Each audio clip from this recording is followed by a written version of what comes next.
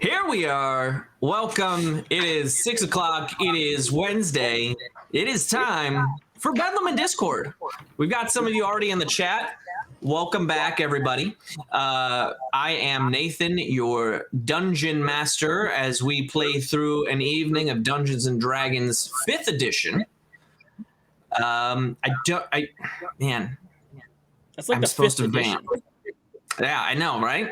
There was like the first edition, and then they came out with a second one, and then they kept going. Can Now we're you at the play the fifth fifth edition without having seen the other 4 editions, or do you need to see them all before you do the fifth? That's a great question. You know what? If you read the intro to the book, then you actually do get to skip through a lot of the lead up from those other editions. But like, always good to double back, check out those original editions. It's not like notes.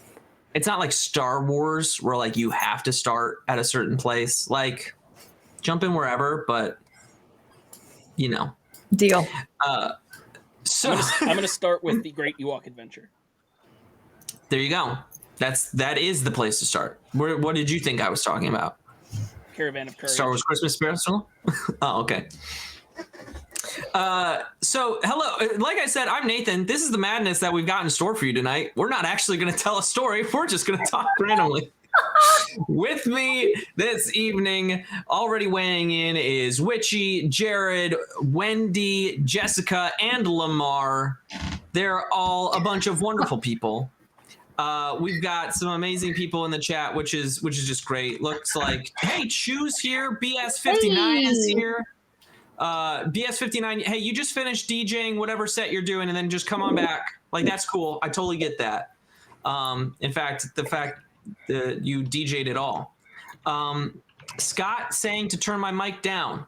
Yeah, I did. I took care of Butts Denuzo. I turned it down. Thanks. Yeah, Buttbot got him the other day on Here Be Dragons. It was great. But Bot just called me Butchie. Wow. I was talking on my roommate's table and I said, "This is Witchy," and he said, "This is Butchie." That's so rude. That's amazing. Change some lower thirds. Jared, Yeah, just- mod me so I can ban Buttbot. Why? Because Buttbot's so on point. He's on point, isn't he? Like I said, this is 5th edition. This is what Dungeons and Dragons is. If you've ever showed up at a table, the game doesn't start right when the session starts. In fact, I think we're lucky to have even started airing live on time, because that's never how Dungeons and Dragons is. To be fair, I accidentally hit the button. That's true. We weren't actually supposed to be airing yet. We were supposed to be later. No, so we're going to get into things. That means I have to do other things. But before we do, I just want to remind everyone that there are a bunch of different ways that you can be affecting tonight's game. There are many different levels of affecting the games. As I'm reading the Laryl fan art on screen, I almost said there's many different Laryls. There's only one Laryl. But there are many ways that you can affect the game.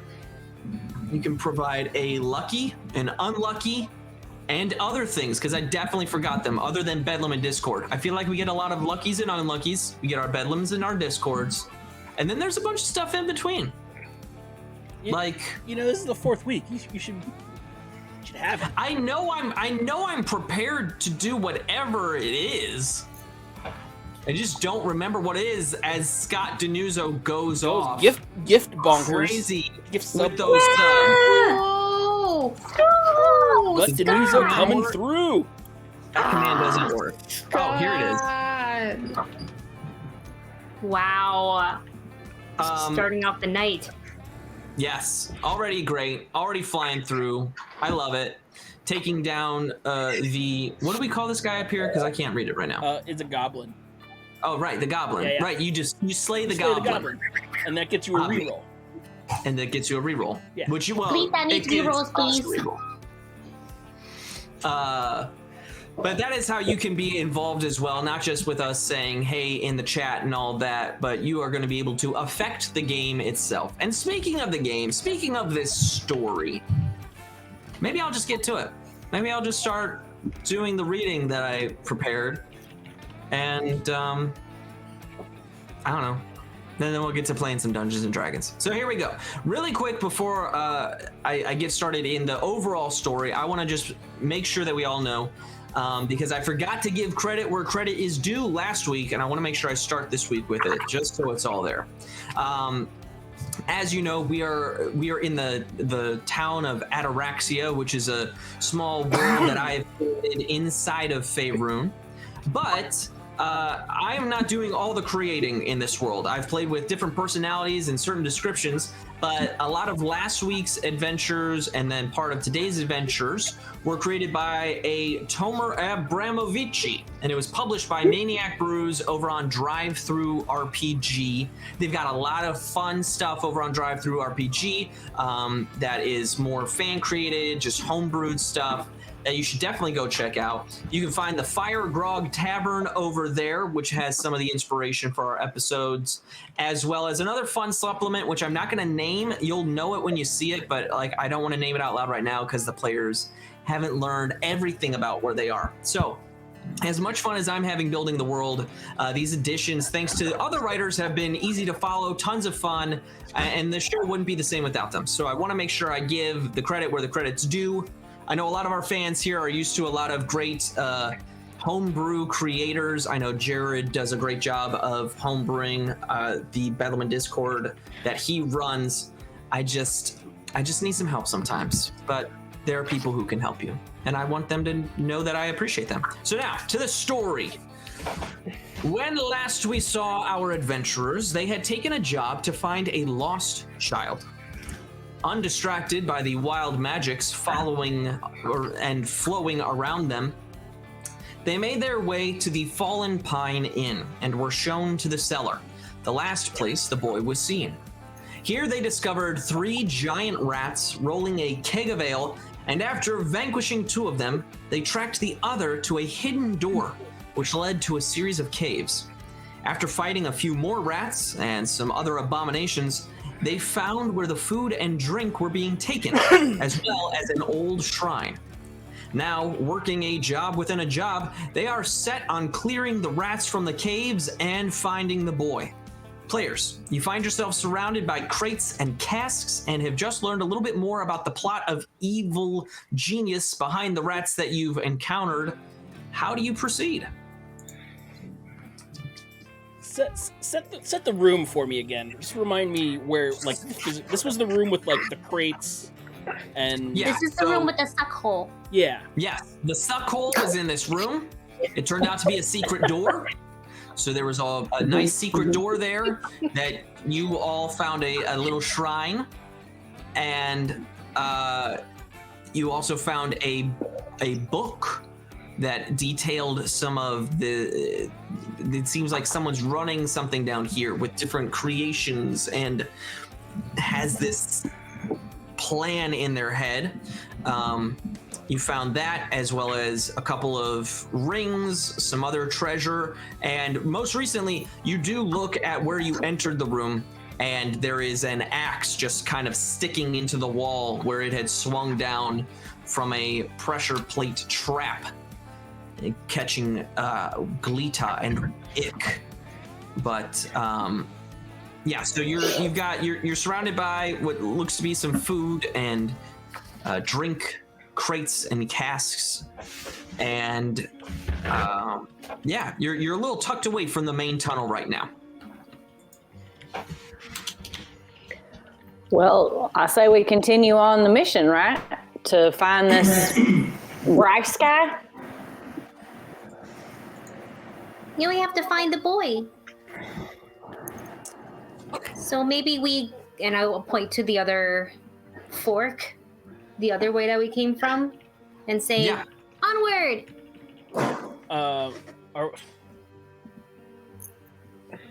But we don't want to go in the suck hole. I mean, You already did. That's what that small room was. That's where we found the rat controlling stuch. I just wanted to say suck hole again. I'm sorry. That's right. You did find a was it a potion? It was a Witchy? potion and a journal entry. And a journal. You did find the potion of rat Journal Rat entry. control. control. So I am the queen of rats, the rat queen, if you will. Rat queen. Rat queen. And just a reminder that secret door, you remember, you probably don't want to go back in there because there was that creepy statue as well that was inside that had this Maybe we should then. Oh, we could you go don't wanna see go in the there? creepy statue with Because it the only runs one medallion. way, right? Like what? Like the tunnel we went into, it didn't go back the other way. Like there's only It's forward. like a dead right? end. Yeah, there's only forward at this point. Yeah, so let's go forward and be cool. We can maybe All right. check out the statue when we come back. No. Check. Dude, leave the statue alone. What's wrong? Do you have something against stone personages? It's weird and it's by itself in a room. I don't trust it, and I don't think anyone else should. I wanted to reference the Abraham Lincoln statue, but I forgot what world we were in. Abraham Lincoln. Okay. Let's keep moving forward. Now that I can control rats, we can go anywhere. So, Galita, are you still kind of leading the charge down this tunnel? Sure am. Onward! All right. And then Merku seems pretty inspired following after. Tano, I think, is still glowing. With light. He's just not floating. He's just not floating anymore like he was last week for 2 hours of our time together. Yeah, because he's blue from Hasty Jade. Me. Yeah. Yeah. I got the crossbow out, ready to shoot my friends' faces. Ick, are you still hugging the left wall with a hand up to it? I mean, hugging is a strong term. I'm touching the it's- left wall.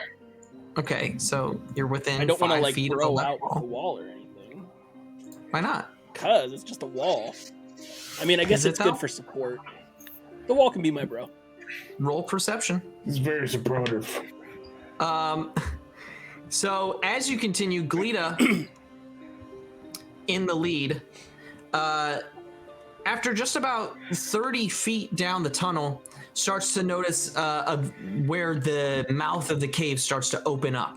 She and Merku can see a little bit further ahead than the rest of you, even with Tano glowing. So as you all continue, you're approaching almost what looks to be a larger opening, and you begin to hear the sound of water ahead. Oh. There sounds like there's water ahead. Oh. Or the ground that we're walking on, is it slightly wet? It is, I mean, not like water has run through here. It's kind of cool and a little damp just because it's underground, if that makes sense. You know, that kind of like that just moisture-filled air that happens in caves and things like that. Do you point But out that the ground is wet or that you hear water? Yeah. I say it out loud to the group. Does it sound like a fast water or a kind of like just dripping into a water? It sounds like moving water. Okay, so there's some kind of flow / current to it. All right. Yeah, and We all and float down here. as you're within like 15 feet of this kind of opening, Glita, you start to notice that there's a couple more like passageways. You're coming up to this opening and you're noticing that it's turning left, it's turning right, and then there's straight ahead, which seems to open up. You're kind of making out that there's a body of water flowing up ahead. I will turn around and address the group and say, Well, now what? Which way do we go? I hear water, and I'll point to the direction, but we can also go this way and that way. And then kind of looking through the tunnels, do I see any debris, any footprints, drag marks that would kind of hint that there's been movement through here? Roll a perception or investigation, whichever. Let's see you which would one's prefer. better. Investigation. And if anyone else or off of her question would like to answer, where should we go? You may roll those as well. Just remember, if you have a luck or an unlucky or unlucky, you have to roll that now as well. Is a 19. Dirty 20. 19 and a dirty 20. So you're seeing both of you, Glita, because as a dwarf, she spent her time underneath the mountains and learning and knowing how to track underground.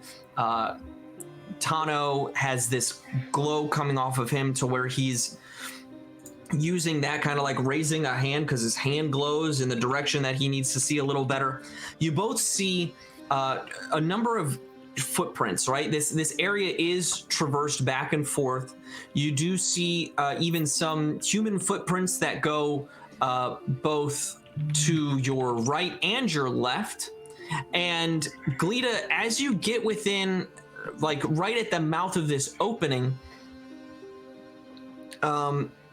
there's just a very faint purplish glow to your left, and then the caves as well, and the stream as well ahead of you. So there's glowing to my left. Oh, okay. Do they look like rat footprints or human footprints?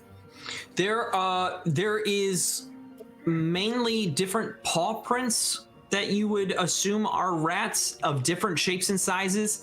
You do make out a couple boot prints, but with their frequency, you don't think it's a lot of humans. You would think between 1 and 3 at most. It could be one person doing many trips, or it could be 3 people. But it's not a lot, as much as the more bestial footprints.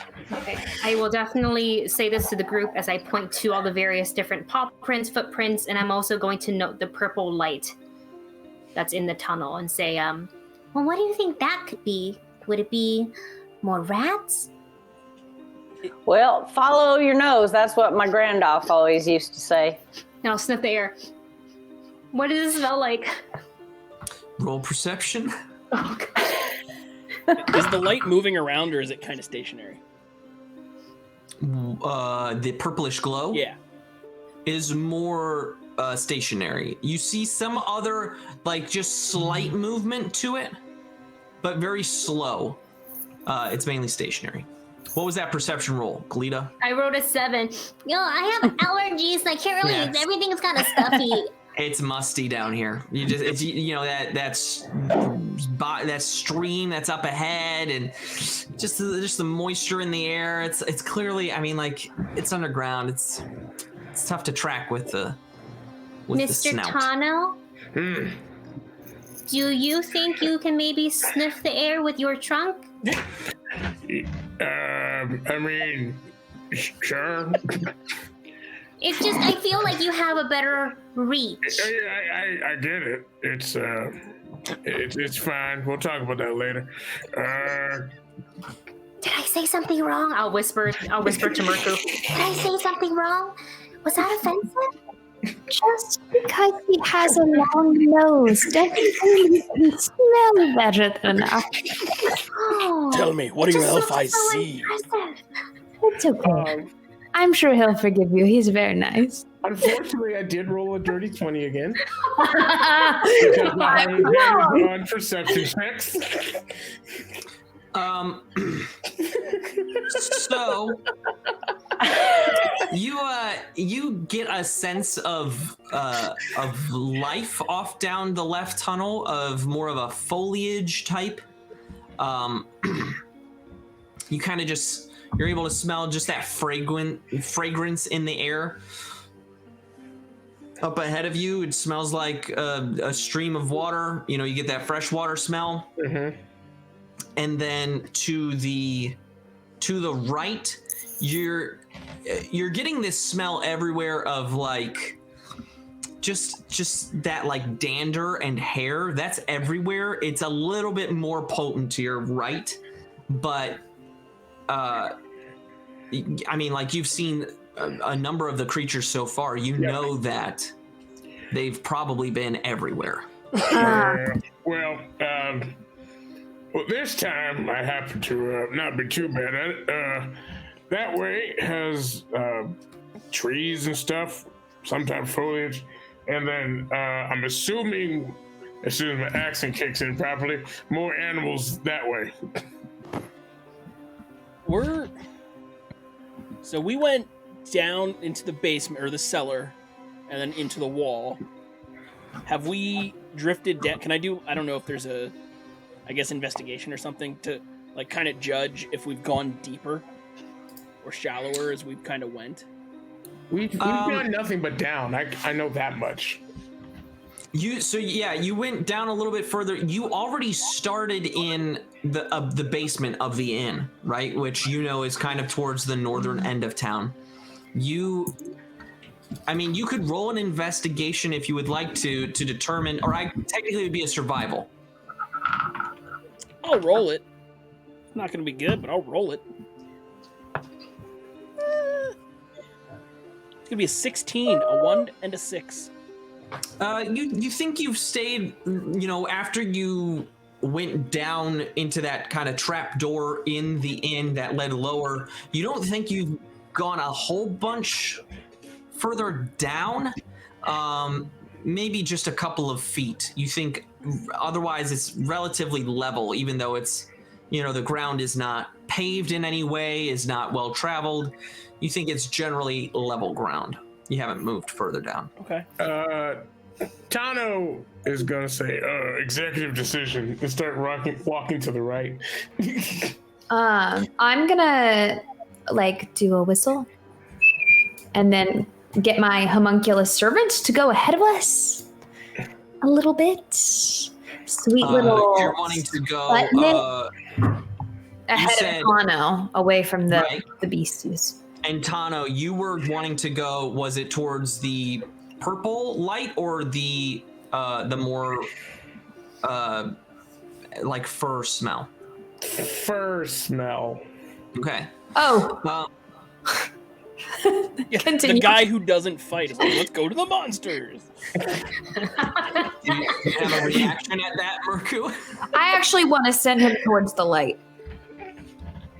Okay. So you send the homunculus goes towards. Yeah, I wanna look at him and go, all right, Sputnik, go check that out and come back and see us and let us know if it seems safe. Okay. Before you resolve that, my dude, it may factor in, but Marina Sky donated to cause some Bedlam. Thank you, Marina.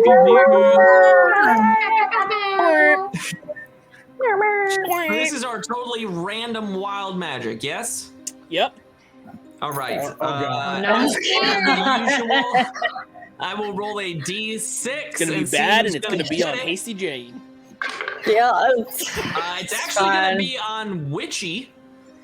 It's Butchie now. Oh, sorry. It's Butchie, yeah. Butchie. Put some respect on my name. Butchie, can you please roll a d6? I would love to. Come on, face change. I got a 1. You got a 1? Okay. You have gotten a 1, and you feel a surge of magic in you that and like your own personal vision kind of, it's a little cloudy, and then you can see fine again, but you feel this lingering, this feeling in the center of your consciousness that's going to come back, probably at a very inopportune time, aka whenever combat starts. Okay. You sent your homunculus off to the left as Tano starts walking to the right. Your homunculus flies quickly enough, so that it goes down and it's only gone maybe a minute, and then it comes back and delivers a report of how do you communicate with this thing? So it can understand me. Okay. And can gesture how I want it to. I don't think I can understand it. I mean, do you have an established signal for danger, safe, investigate? Like, have you set like? So this is a beta test, homunculus. Just made it. I figured I would explain as I went and be like, Okay. all right, Sputnik. So if it's dangerous, fly up. It kind of just floats there in front of you. Was there any sign of life there, Sputnik? Fly up if that's true. It flies up. Okay. Did the things there seem friendly? Fly down if it's true. I need to put it kind of goes back down like halfway, as if trying to like it's not sure. It doesn't know really. It doesn't fully understand what it saw. Did whatever was there see you? Fly up if they did. Again, it kind of stays in that middle zone. Okay. Was there a lot of them? Fly up. I mean, it flies up just a little higher. All right. This is good enough. Does anybody have any questions for Sputnik? I'm gonna outfit it with a speaker probably soon. We're gonna come up with a better way to speak to Sputnik. I didn't even know what Sputnik is. I'm gonna let him fly on my shoulder. He's a little bird. He's a mechanical bird. He's a little mechanical bird. All right. Well, I think we should go towards the purple light for science. Oh, but Mr. Tano. No, yeah, I know. If he wants to go that way, we'll all go together. Don't split the party. But the purple light seems pretty exciting, doesn't it? I want to go to the purple light. How wide is the water? Hey, let's go to the purple light together. Let's go. Wait, I just want to double check before I answer that question, Jared. Are you two just like breaking off from the party really quick? Like, I just want to. No, I think that was just something Merku would just say and not really what we want to do. Okay, that's what you want to do. Okay. Ick, if you want to walk, like, you're looking at the water up ahead. Tano has stepped forward and to the right, lighting it a little bit. You're having a little tougher time seeing it, but with the sound of the water, you don't think it would be that far across. Like, it doesn't sound like a rushing river. Like, it's very much the sound of a stream. Okay. I mean, my thought is if the kid got caught in here, he'd try to get out, and light says out to me. That makes sense. Versus However, the monsters I just that way. thought if we're gonna go towards the monsters, I do have the potion of rat control. You know what? You can make the decision. I'm out. But what if I they're like not both. rats? That's true. Figure that if the boy's in trouble, he's probably going into a place where there's the most guards. If he got out, then good for him. But that's my thing. I'm just walking. I'm sorry, I'm a little discombobulated currently. I wasn't on my feet all day. So I don't really know, to be honest, what's going on. All I know is there's a light that way. And then there's some things over that way that y'all could like shoot at. And I think this danger is probably where the danger is where the boy. But that's just me. I'm just walking. What? I say we go towards the light for a moment, and then. All right, let's go towards the light. Everybody go.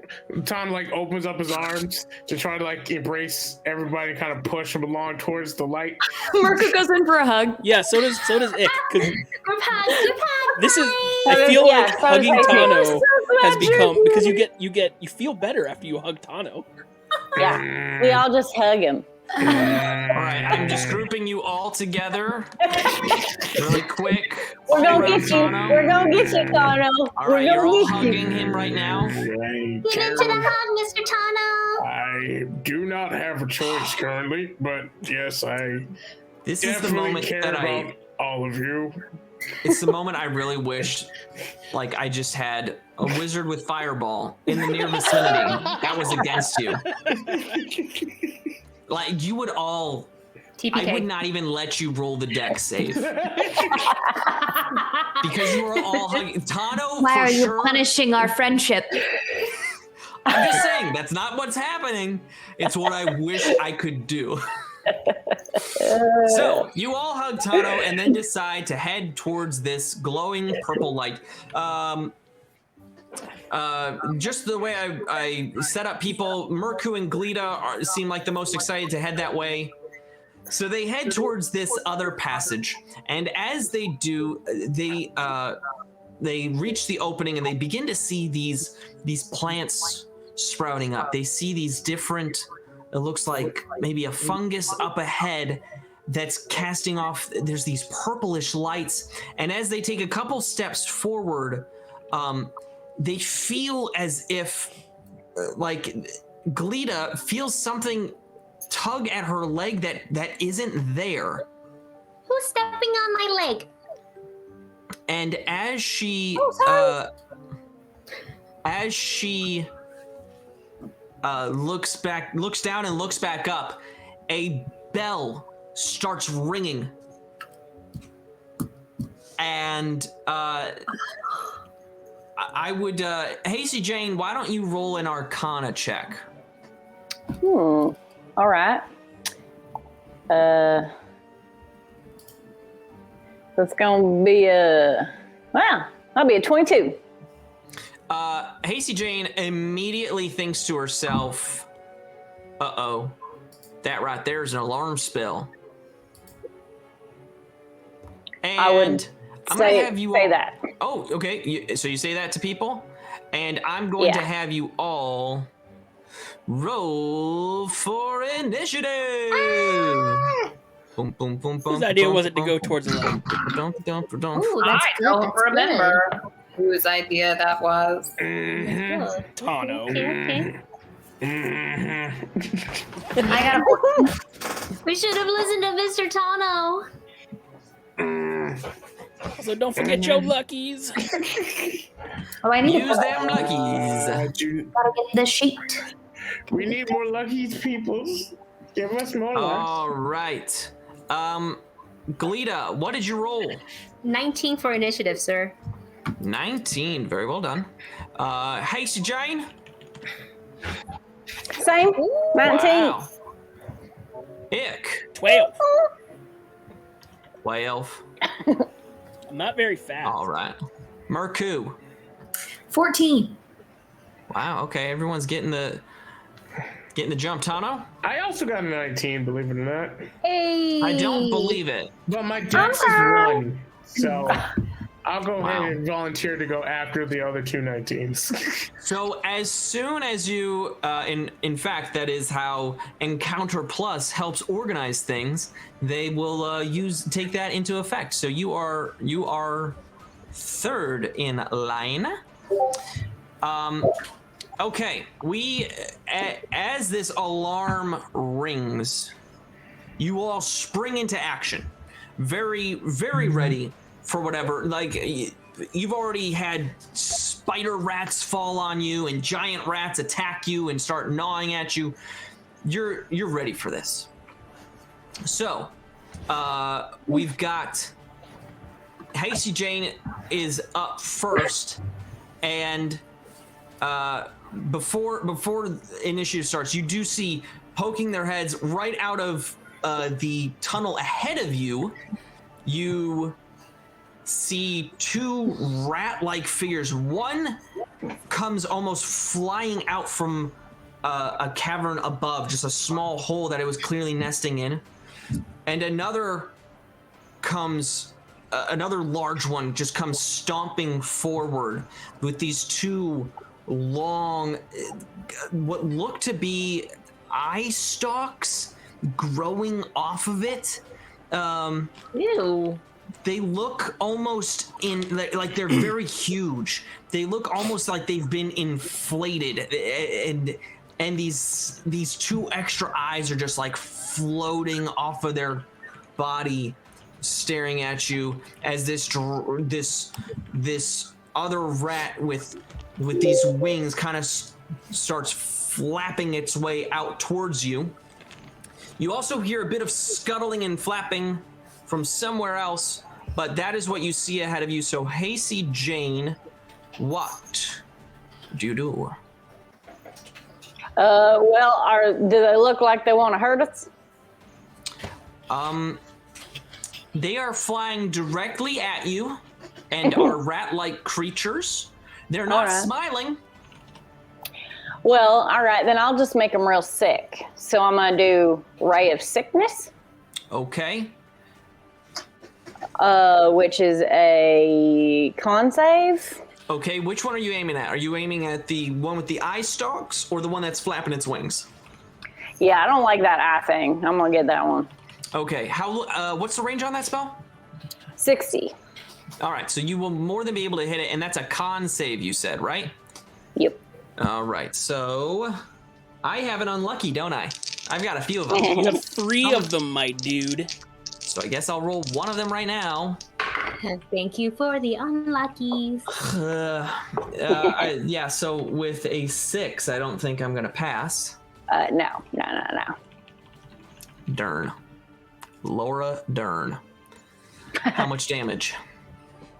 Actually, that's going to be 3d8, so let me roll that up right now. Hot damn. Wow. Come again?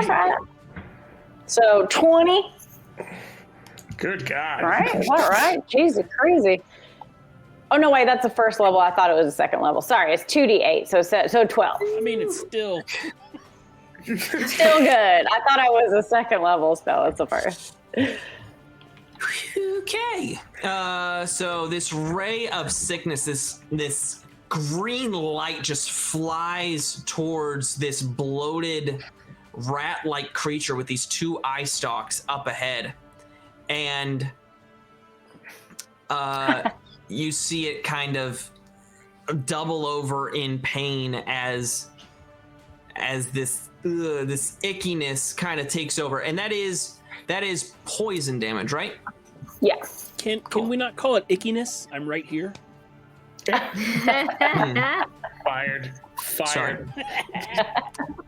Sorry. And I misdescribed this earlier. This rat, while inflated, it isn't like crawling towards you. It's actually floating a bit off the ground. So it's floating 5 feet off the ground, but you're able to aim your ray, fire it off, and it's kind of like doubled. It goes in like tries to double over midair and winds up doing like a somersault because it's just floating. Everything you said was disgusting. Yeah, stop. Rats fly. It says it's also poisoned until the end of my next turn. Well, fine then. And as I cast the spell, I'd say, "Get them eyes back in your head." Okay. I don't like it. Galita, it is your turn. Seeing this rat slightly float in the one that Hazy Jane just hit with the poison is the one that's like slightly floating, right? Mm-hmm. I'm going to, oh gosh, she's terrible. I'm going to say, Mr. Chano, that's what you were doing earlier. And I'm going to stab it with my great sword and kind of treat it, thinking it like a balloon. If I punctured it, the air would let out. Okay, so you take a couple big steps forward towards this creature, swinging your great sword, and you will try to hit it. Go for it. Don't fail me to know. No. Those instant. What is that? Please tell me it's what I want it to be. That was fast. That was so fast. 11? 11? Oh, darn, it wasn't a natural one? Okay. No. And 11, you go to you just run up, great sword like pointed straight ahead, and you go to swing at it. You just line up that hit right as Hasty Jane's bolt hits it, and it kind of like doubles over. And in its motion to double over, like it just turns right at the right moment to where your blade just goes underneath it, and you see like a few of its like thick, coarse rat hairs fall to the ground.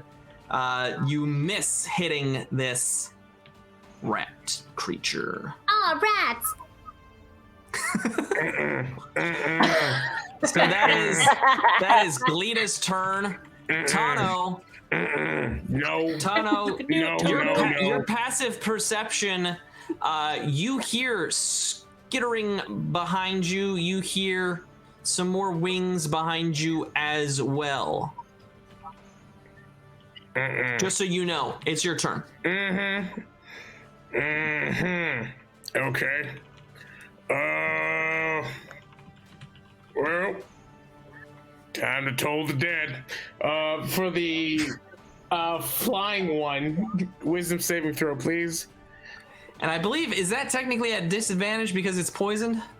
I don't know. Doesn't really matter. I got to roll an unlucky anyway. Yeah, you do. Yeah. And with a 2 on the die. Yeah, you failed that one. Yeah, oh, that's so sad. I wish they had all rolled better initiatives. Of course. And this one has already taken damage, correct? Yes, it has. That's 1d12 then for 6 points of damage. It's necrotic though. Okay, you this is a necrotic spell. Is there can you describe this to me? What does the spell look like? So what you see is the elephant points at the rat and goes, "There is no peace without war." And the rat hears a giant bell that goes off in its head. It's a gong. And then, like rattling inside this little, like this floating, bloated rat's brain, you just see the pain on its face, and it's like its mouth kind of snarls up to show these pointy, jagged teeth, and it's like, and you've heard it. You've heard it. It looks weaker. It looks tired. Good. As a bonus action, Tano is going to touch Gleeta and cast Sanctuary. Is that a cantrip?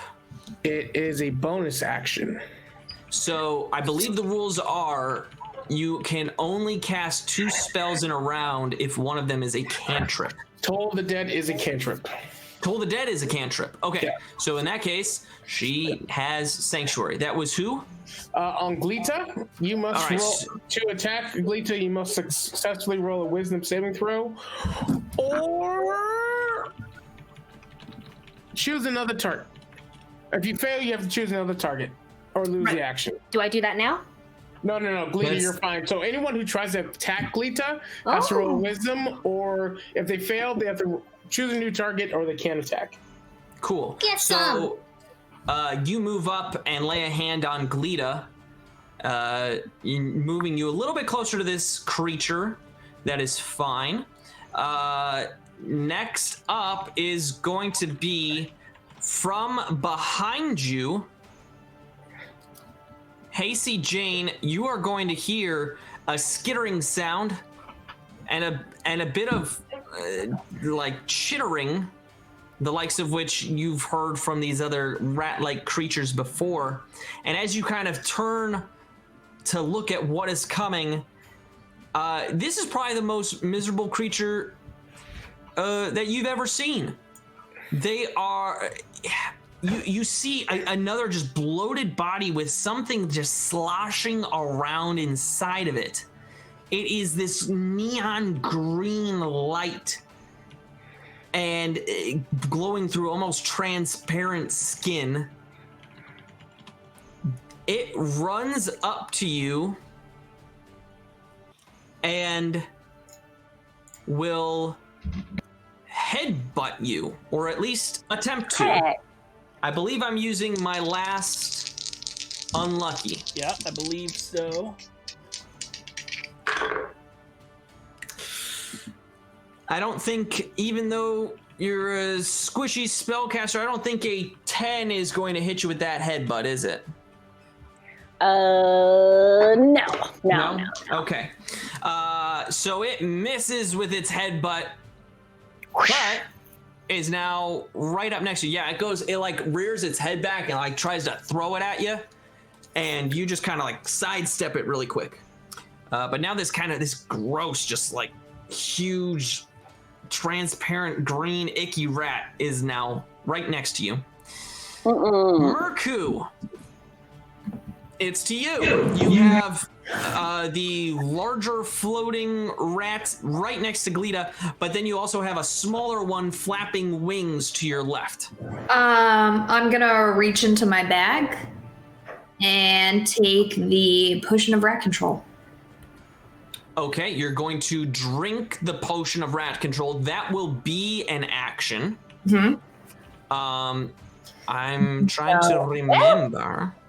Bottoms up. And I'm going to chug it. Okay, so you now have successfully drank a potion of rat control. So you know, you remember that you can force a rat to serve you, but it will take an action to do that. So you have currently used an action to drink the potion. You can, on your next turn, use an action to make it your servant. One looks less bloodied. Which of those two looks less bloodied? Yeah. That would be the one flapping wings. Yep. I'm going to yell to my friends, focus on the one that's not flying. Hit him instead. Cool. So you have done that. Next up is Ick. You just heard Merku yell this out. You see those two ahead of you, and you've probably also in this time you were able to look back and see that creature right next to Hasty Jane. What's my lighting situation? Is there enough between Tano and the glow? Tano is only like 10 feet away from you, so he's casting off enough light.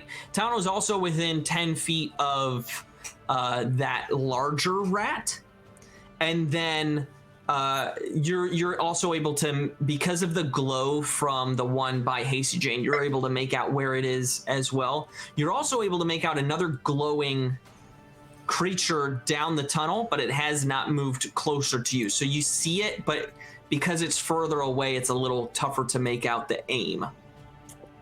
Okay. Ick pulls up his hand crossbow, pivots towards Hasty Jane, and tries to take that one in that's right in front. Cover your face!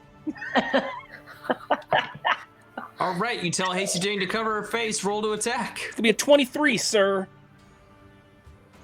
A 23 is going to hit it. Yeah. Yeah. For a total of 7 damage from my fancy crossbow.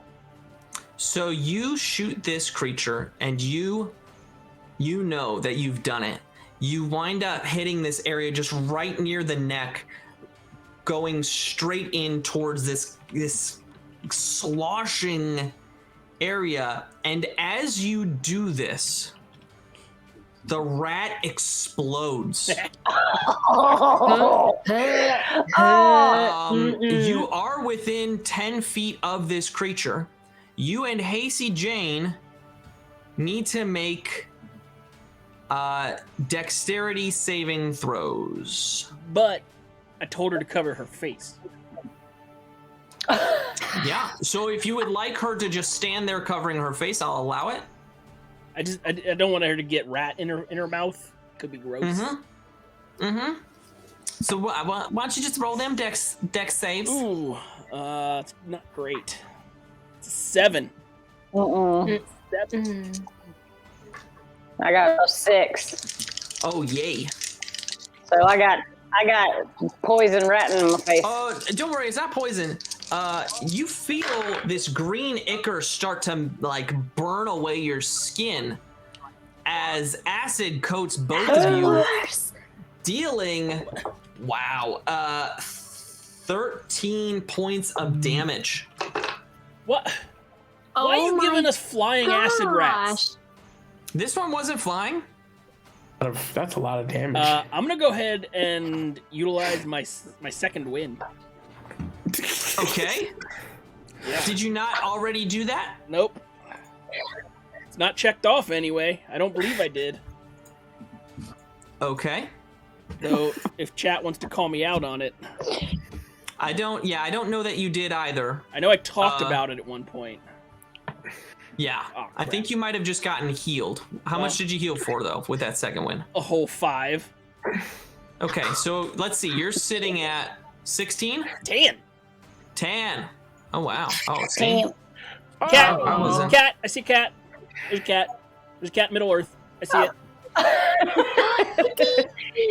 That's a Jonesy. A Jonesy from Middle Earth. Jonesy, shop cat. All right. Our honorary shop cat. This, it is, now that it is moved on from Ick as he takes his second wind, Murku, this creature that has its wings flapping, that you're looking up at and saying to yourself, I got me a little pet there. It sees you eyeing it. It looks to you in much the same way, and you will, let's see, a 30-foot line. Hey, Murku, and also Ick. Let's make some more dexterity saving throws. Does the acid affect that, like ongoing or anything? No, that was a one-time damage. 15. No. Okay. Yes. Saving throw. Got a dirty 20. Dirty 20. So you both dive out of the way as this rat opens up its maw and this blue light starts crackling between its teeth and fires out at you in a bright blue arc. A laser So rat? you will each take 2 points of damage. I rolled very low and you take half damage. I control him. What the You're heck? not controlling him yet, though. What the heck, rat? Okay, that's I'm sorry. I'm Peanut Gallery. Please ignore me. Ignore me. Ignore me. That will be its action. Next up is going to be another one of these bloated green rats is going to make its way up to Hasty Jane. Yep. Oh my It will attempt another headbutt maneuver. Wisdom saving throw first, please. What? On Hasty Jane? Nope, sorry, Glita. My bad. Yep. Oh, God. Good luck, Casey. That's a 15 on the dice for a total of 17. Does that hit? Yep. So it is rearing back its head. It will headbutt you, doing 3 points of damage. But as it does this, you see it hit you so hard that its skin begins to crack and it explodes. I don't think I see that because I am dead. I mean, I'm not. I'm not good. I am dead. Oh gosh. Yeah. You're down. If I hadn't have taken the second wind, I'd be down too. I am down. That's my favorite thing to hear people say. no. You're down? You're down? Yes. I 87. Oh yeah, that took you to exactly 0. Oops. Oh no. Ick, why don't you make another dexterity saving throw? I'm gonna use my reroll. You've been a real help, Ick. Thanks so much. I'm gonna I use, would just I'm gonna use my reroll. before. It's dead, ain't it? All right. Call you 15. Hawk 15 will do it. Let's see. Wow. Hey, is Cadence here? He really wanted that TPK. You will take 6 points of damage. What the heck is Getting happening? kind of woozy, Billy. You know, it's just the season finale in a couple weeks. It's not. You don't have to like kill us, right? Kill us. It's just I didn't think I don't remember if this was listed as a hard combat or not, but I mean, Rat just shot a laser out of his mouth. technically Like baby Godzilla. it shot a bolt of lightning breath. One exploded. This is a hard one. I have no spell slots. It's fun. But hey, you've already killed 2 of the creatures. You're right.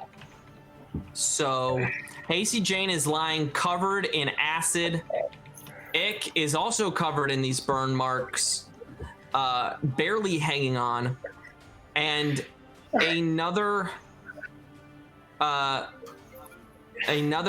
flapping creature moves over and lines itself up, though, seeing the rest of you pretty much taken care of. It lines itself up through its flight and aims straight down Tano and Galita. Why don't you both make a dex saving throw? Oops.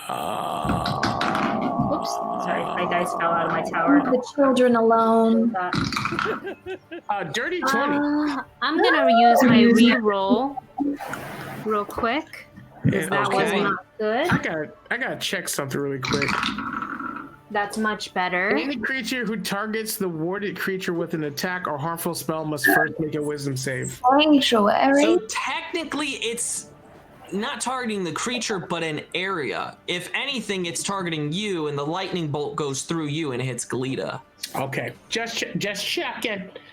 Galita, what did you roll? 17. 17. Okay, so you both pass and will take only 4 damage. Okay. That was a pass? Oh, like Good God. Oh. Okay. And this kind of scaly rat with tiny little wings lets out a tiny little roar as it feels accomplished in protecting this part of the cave. That brings me to the big boy right in front of Galita. We should go down the purple light. The purple light seems like the best idea to go. Yeah, it's a really good idea all of a sudden. Help me. It was pretty. It was pretty. So, what you do see happen is this one ray starts to glow, and you said a wisdom saving throw, right? Correct. Ooh, yeah, I don't think a 7 does it. No, it must choose a new target or fizzles. All right, so it will look around for a new target, and almost sensing that you are the cause of this, I hide. will aim it at you. Tano, why don't you roll a wisdom saving throw? I should be good at this. 21? That will save as you see one of the eye stalks begin to glow and fire this ray at you that you are as it hits you. You have a talisman, right? Yes. That begins to glow, and your eyes glow with it, and you stave off these foggy, confusing thoughts that seem to have tried to grab hold of your mind are all of a sudden banished. And that is its turn. Hasty Jane, why don't you make a death saving throw? At least you're not Ick, who, if he drops, automatically fails his first one. Oh yeah, because I'm sick. So it doesn't just roll a death save. So I just do a d20? D20. Yes. Sweet. That's gonna. Okay, 16. One success. That is a success. The way you reacted for a second, I was like, did she just roll a 1? Oh gosh! Don't put that out there. Okay, Hasty Jane has a successful death saving throw. Galita, you've got this giant floating rat that's firing beams out of its eye stalks right ahead of you. Is that that and the flying one the only 2 currently active? You know of another one behind you. There are 2 flying ones. The one to your immediate left is the one that Merku said, don't attack this one. I will not attack that one. I will attack the next one that is closest to me. Yeah, you've got one right next to you. That one. Swing my great sword at it, and with a 16 plus 5, 21. That will hit. Roll damage. Yes. Finally With hit those something. 2d6s from a great sword. About time. 2d6s. Roll well. 7, 8, 9, 10. 10. You roll 10. As your sword swings through the air, you take it in a majestic sweep, lopping off both eye stalks and just swinging back around, going straight through its maw as this floating creature drops to the ground, dead. That is your turn. Tano, it is on you now. Merku said not to mess with the one right by her, but there's one behind you that just fired this lightning breath your way.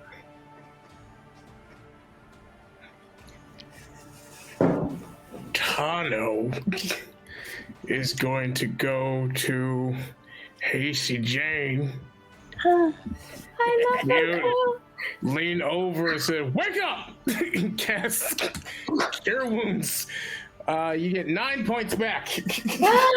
Nice. Got it. All right, Hasty Jane is back up. You say, "Get up!"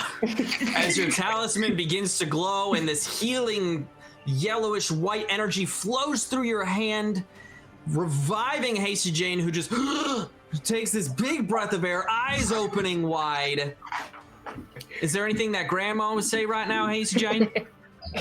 I would just look at him and I say, I told you I was going to get you. There you go.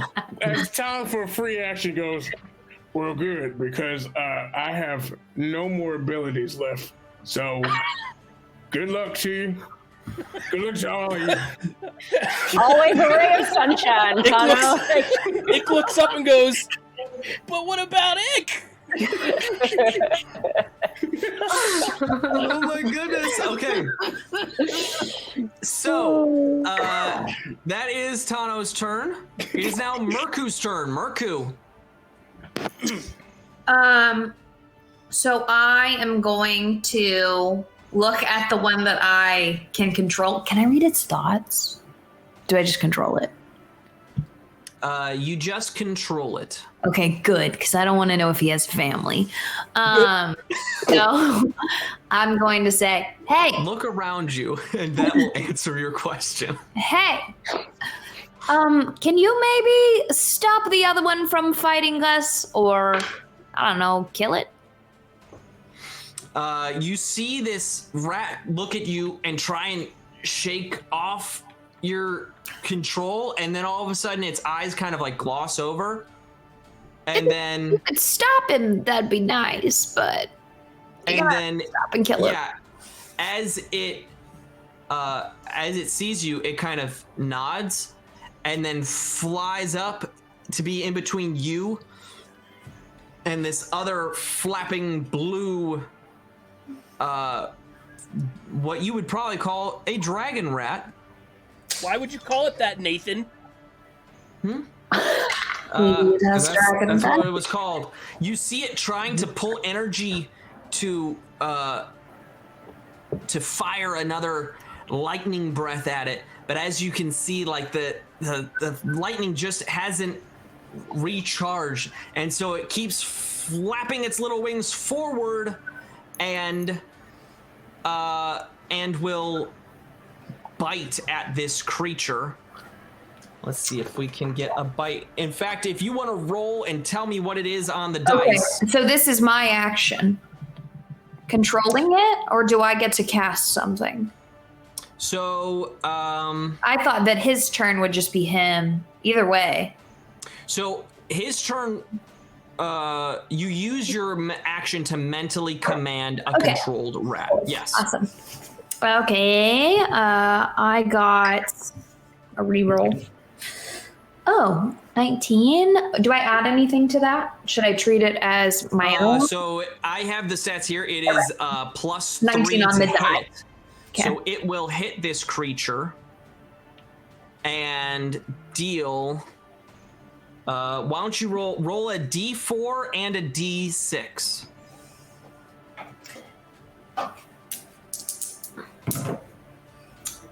Ooh, I got an 8. Total of 8? Yes.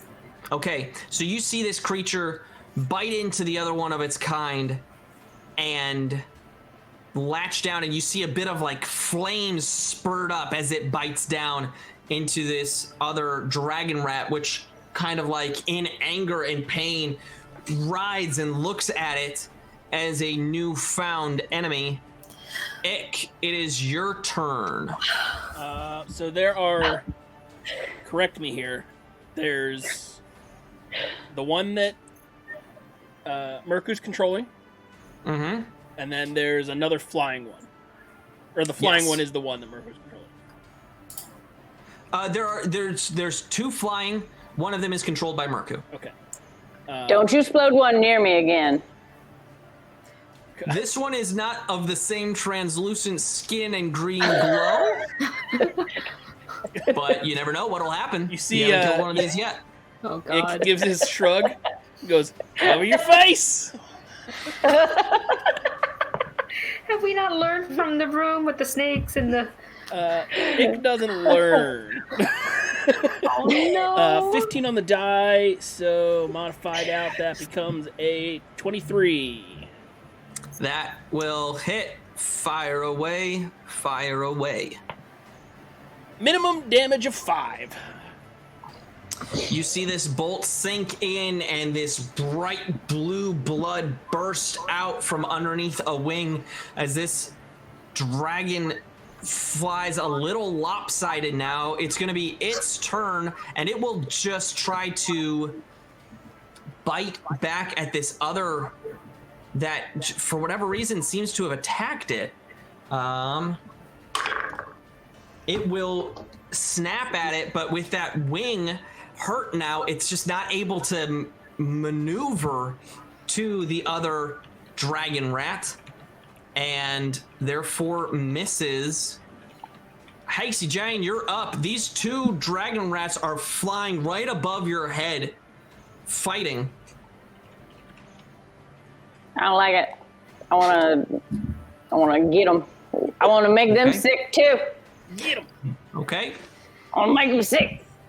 All right, I did. guessing- So Ray of Sickness for a con 13 save, yeah. Con 13, and I'm guessing that you're aiming at the one that Ick just shot. Yeah, the one that seems to, yeah, exactly. Con 13, 11 on the die, but no con for these guys means that it will take damage. Roll your damage. Yep. I'm going to give you 2 of them D8s for a total of, 10. 10! Damn! You see this green ray fire out again as and catch this dragon rat midair as it wobbles even more, gagging almost, just its eyes swirling with pain. You think that it is very close to meeting its maker. Glita, you're about 25 feet away. You would be able to run up and hit this thing if you would like. Yes, and just to confirm, this is the one that I'm hitting that is not being controlled by Merku. Yes. Okay, I will make my way 25 feet and upward arc with my greatsword. That will be a dirty 20. Okay, that'll hit. Roll damage. Ooh, that's a good roll. 13 points of damage. 15. No, 13. 13 points of damage. Either way, it would do it. You run up, and again, you just bring your sword down, slicing off the head of this creature as it slumps to the ground. It is Tano's turn. Tano, you have been made aware that the remaining dragon rat is under Witchy's control, Merku's control. Tano's just going to lazily walk over to Ick, grab not his main amulet, but another amulet, and just kind of pull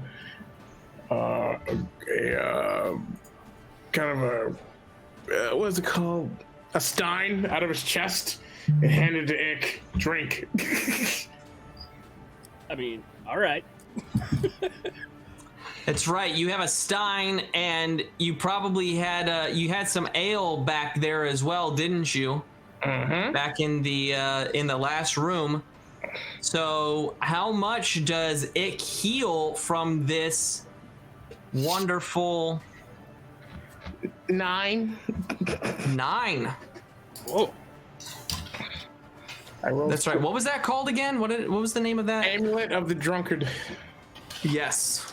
That's, Amulet of the Drunkard. Once per day. that's a good amulet. Yeah. So as this is all happening, as you're all kind of licking your wounds,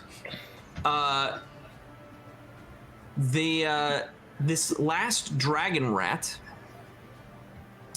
kind of looks around at you all, and as a bug attacks me. Yeah, you don't like it when things attack you, do you?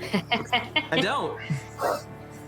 I mean, a group of adventurers came into my cave and just started killing everyone. So I don't like that. I want to play a run where we are the monsters and we're trying to kill all the adventurers that come into our home. Oh my gosh, yes. These campaigns go left so fast. I Season 2, Nathan. Make it happen. I want to be a gelatinous cube. That's I it. want to be a gelatinous cube. What if we were all just oozing? Yes. Yes. Oh my god. Kim.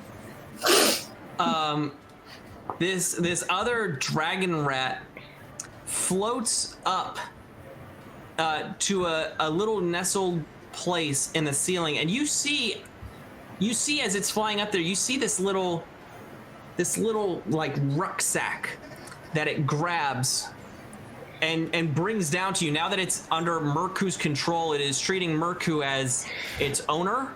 Seeing Merku's party hurt, it will bring you this satchel, which is just like in this little cavity in the ceiling. It brings it down, and inside are two bags of 15 gold pieces. It also has 2 health potions and a small packet containing some sort of dust, it looks like. I'm going to take the gold and divide it amongst us. Well, I'll just keep it and we can 6 gold each. later. Yeah. 3 gold each. 6 gold each. Oh, I heard 15. Two pouches of 15. Oh, 2 nice. 15 making 30 divided by 5 is 6. I'm gonna look at my friends and I go, does anybody feel sick? Feel bad? Anybody feel bad? Everybody raises their hand. I'm gonna give everybody I think one. we could But for me, I don't need one sit at here all. for like an hour. Just take a little breather for a minute. You are, I will say, you're right up against, you've got the purple glow to the north of you, a bit more cavern, another pathway leading to the south, and then you've got on your east side is that stream. If you want to just be by the stream. How long Or does wherever this you want. potion last? How long will this potion last? Uh-huh. That's a good question. Really quick, let me look at that.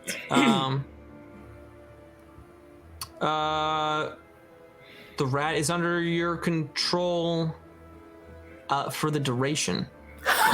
Obviously. We're gonna, That's a long time. we can't ever. 6 hours. 6 hours. 6 hours? Chill. Yep. I'd make you go freaking fly around. No, he's hanging with us. He's our bodyguard.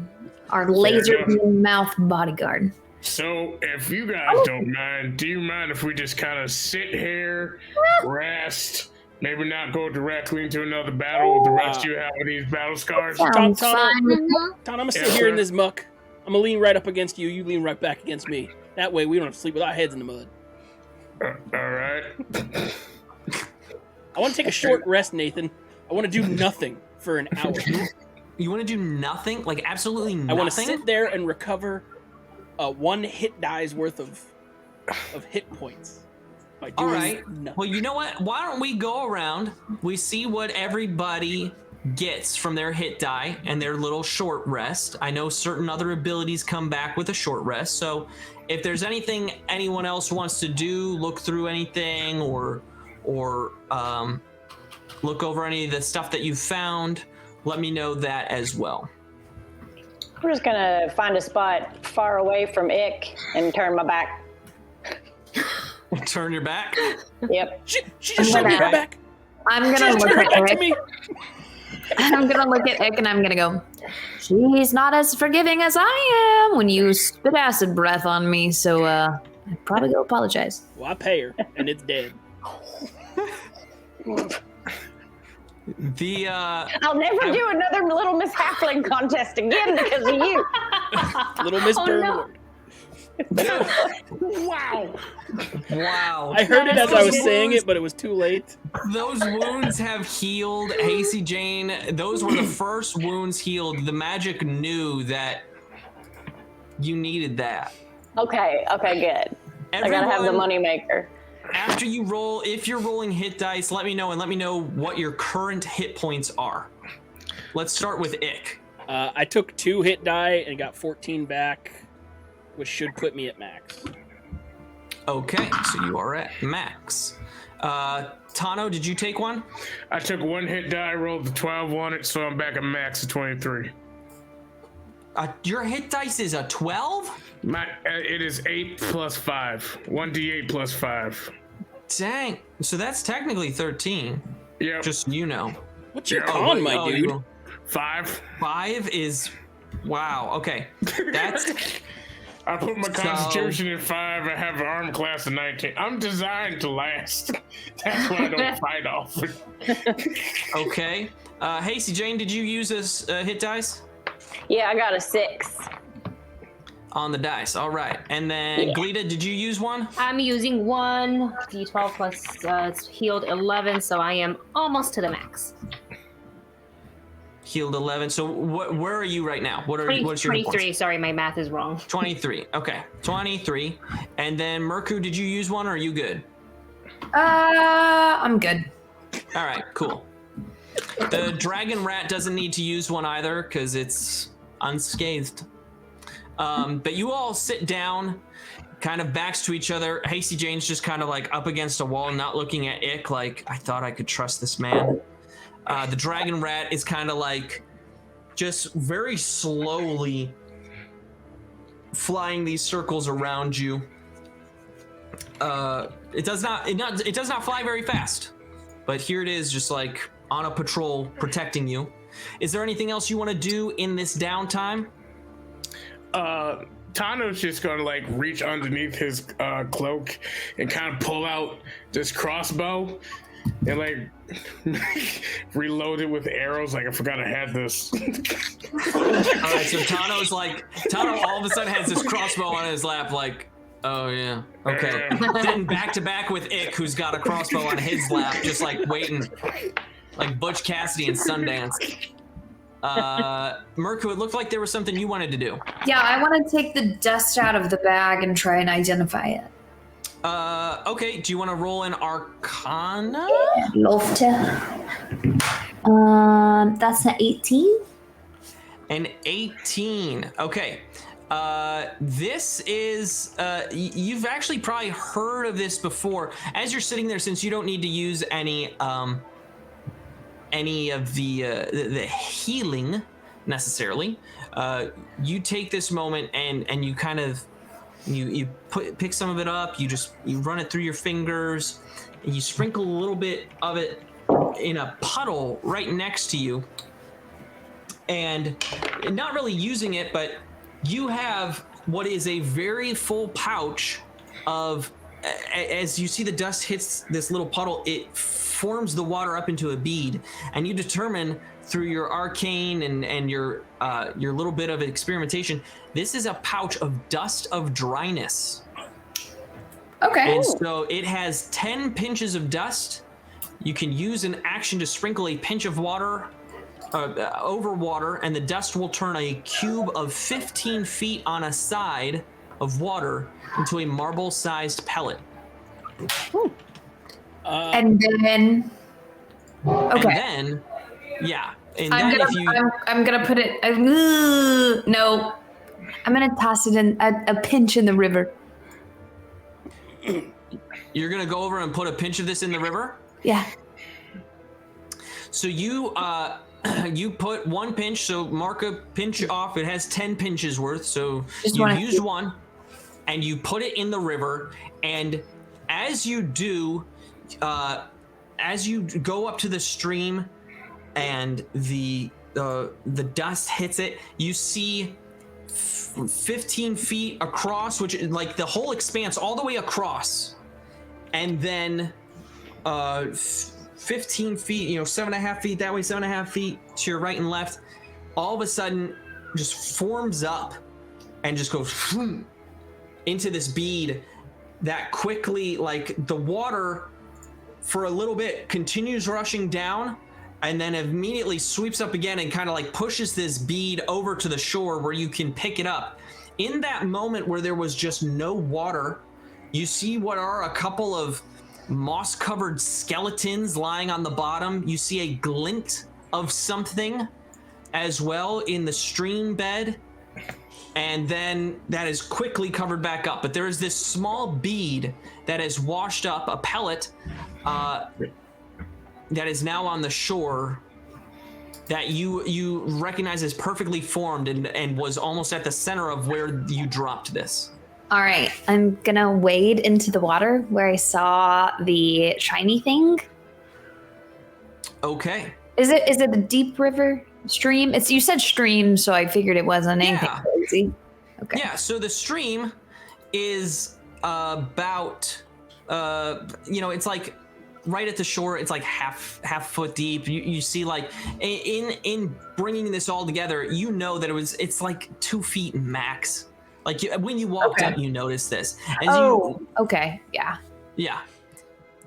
So you're able to walk out, and you're able to see this glint. You know exactly where to look for it. You're trying to, like, you go to where it was, and then you think, is that where it was? Maybe it got pushed by the stream a little bit. As you kind of enter the water, you, with your dark vision, are able to look down the stream a little ways. Sorry, I'm trying to get your little marker here. As you look down the stream, you hear a little bit more of the water and how it's moving, and you think you hear like a rushing sound further off where the water might be falling. As you reach down, though, you see you find that gold bit glimmering in the water, and can pick up this shining gold ring. Oh. Okay, I'm gonna investigate it and see if there's anything special about it. Okay. you roll an Arcana check. You have this ring, and you also have the other 2 that you found last week on your person. Or the other 2. Oh, that's right. They were just 2 wooden rings, right? On a necklace? Yes. Okay. Yes. I got a 21. A 21. You do sense a bit of magic coming off of this ring. A couple of markings. You do recognize this as some sort of magical ring, and as you kind of look it over, you just kind of like try the size, seeing if anything happens immediately through your investigation, and you immediately, upon wearing the ring, you can hear better, you can see further. The sounds are louder. Like, now, standing in this river, that there is a waterfall. Like, this leads to a waterfall. The water is not moving very swiftly. Like, you're not about to lose your footing, but you know that there's a waterfall that way.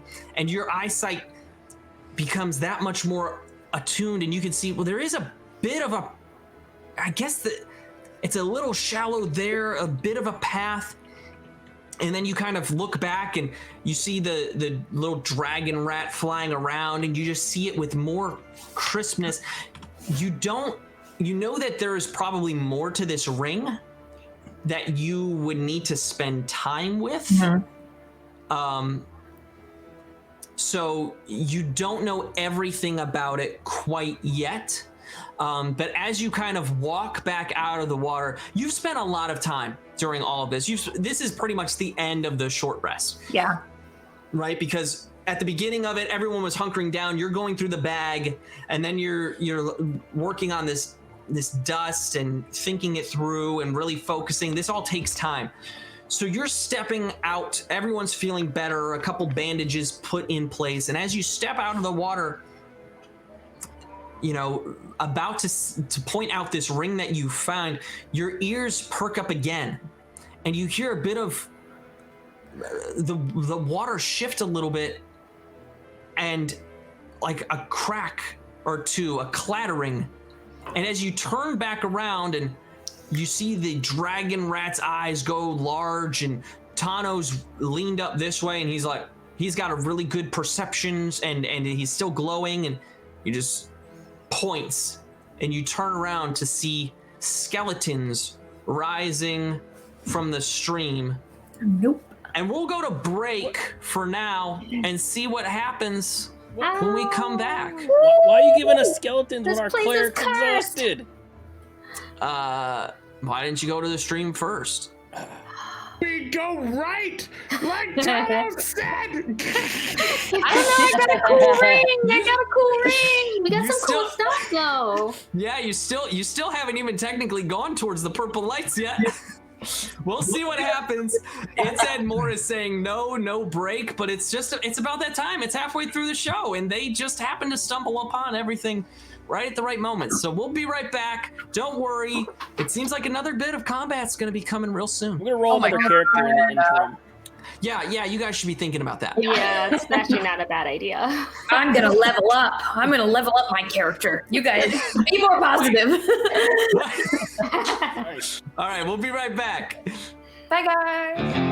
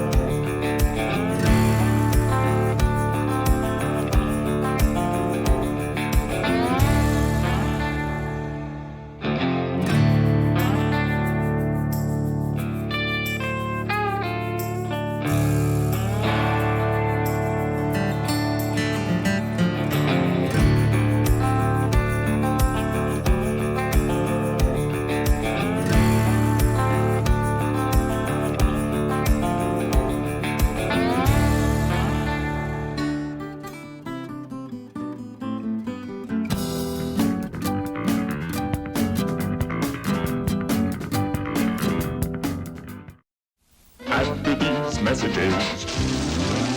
We'll be right back.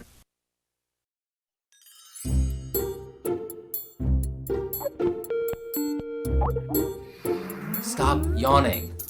I didn't get a lot of sleep last night. Okay, how come? The kids kept having nightmares.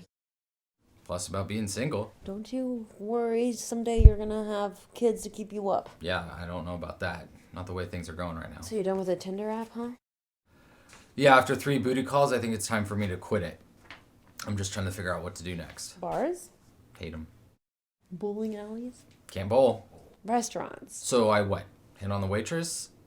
Yes, I'd like to order a hamburger and a side of desperation, please. Well, what are you gonna do then? I don't know, I was just thinking about installing another app.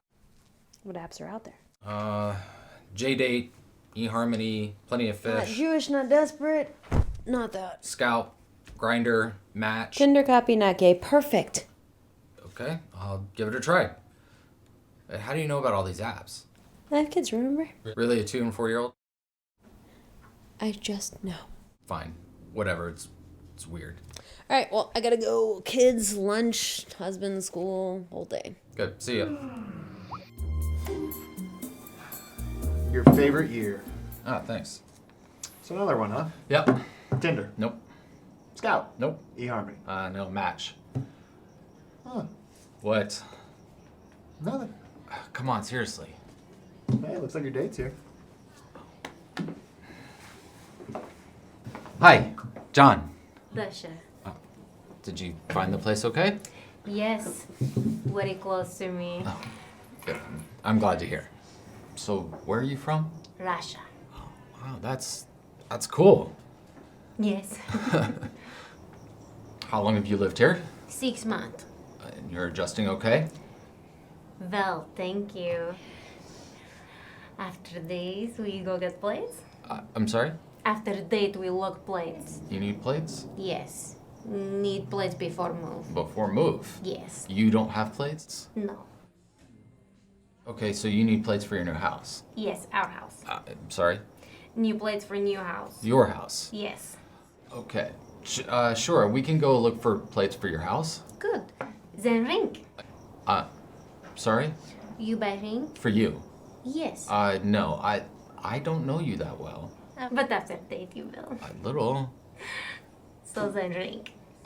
Wait, you think that we're gonna go shop for plates for our wedding and that I'm gonna buy you a wedding ring? Yes.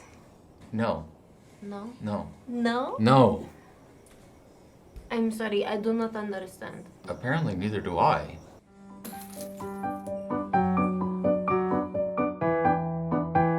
So, she wanted to get married? Yes. To you? Yes. Why?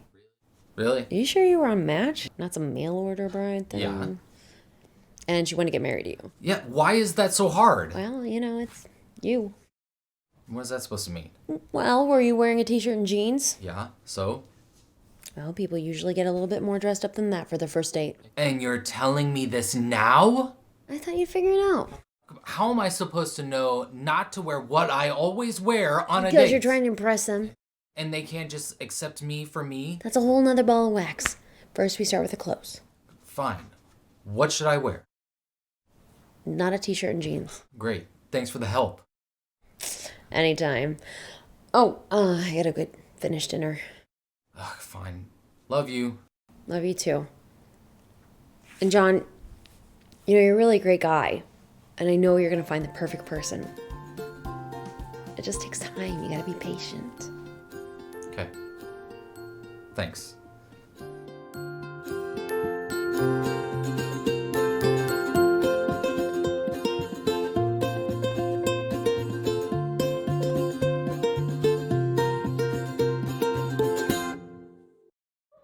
Do you want to bet on the big lady? One of the big guys sighs again. He's like, no action on the streets unless we say so. Oh, that's right. That's right. Sorry, Tim. Yeah, I've saved 6 weeks of pay to get this slingshot. Hit up Tim and Tom. They're doing things that are completely legal, and I wink at Gwen like 6 times. Yeah, I'm sure. And he, scoots through.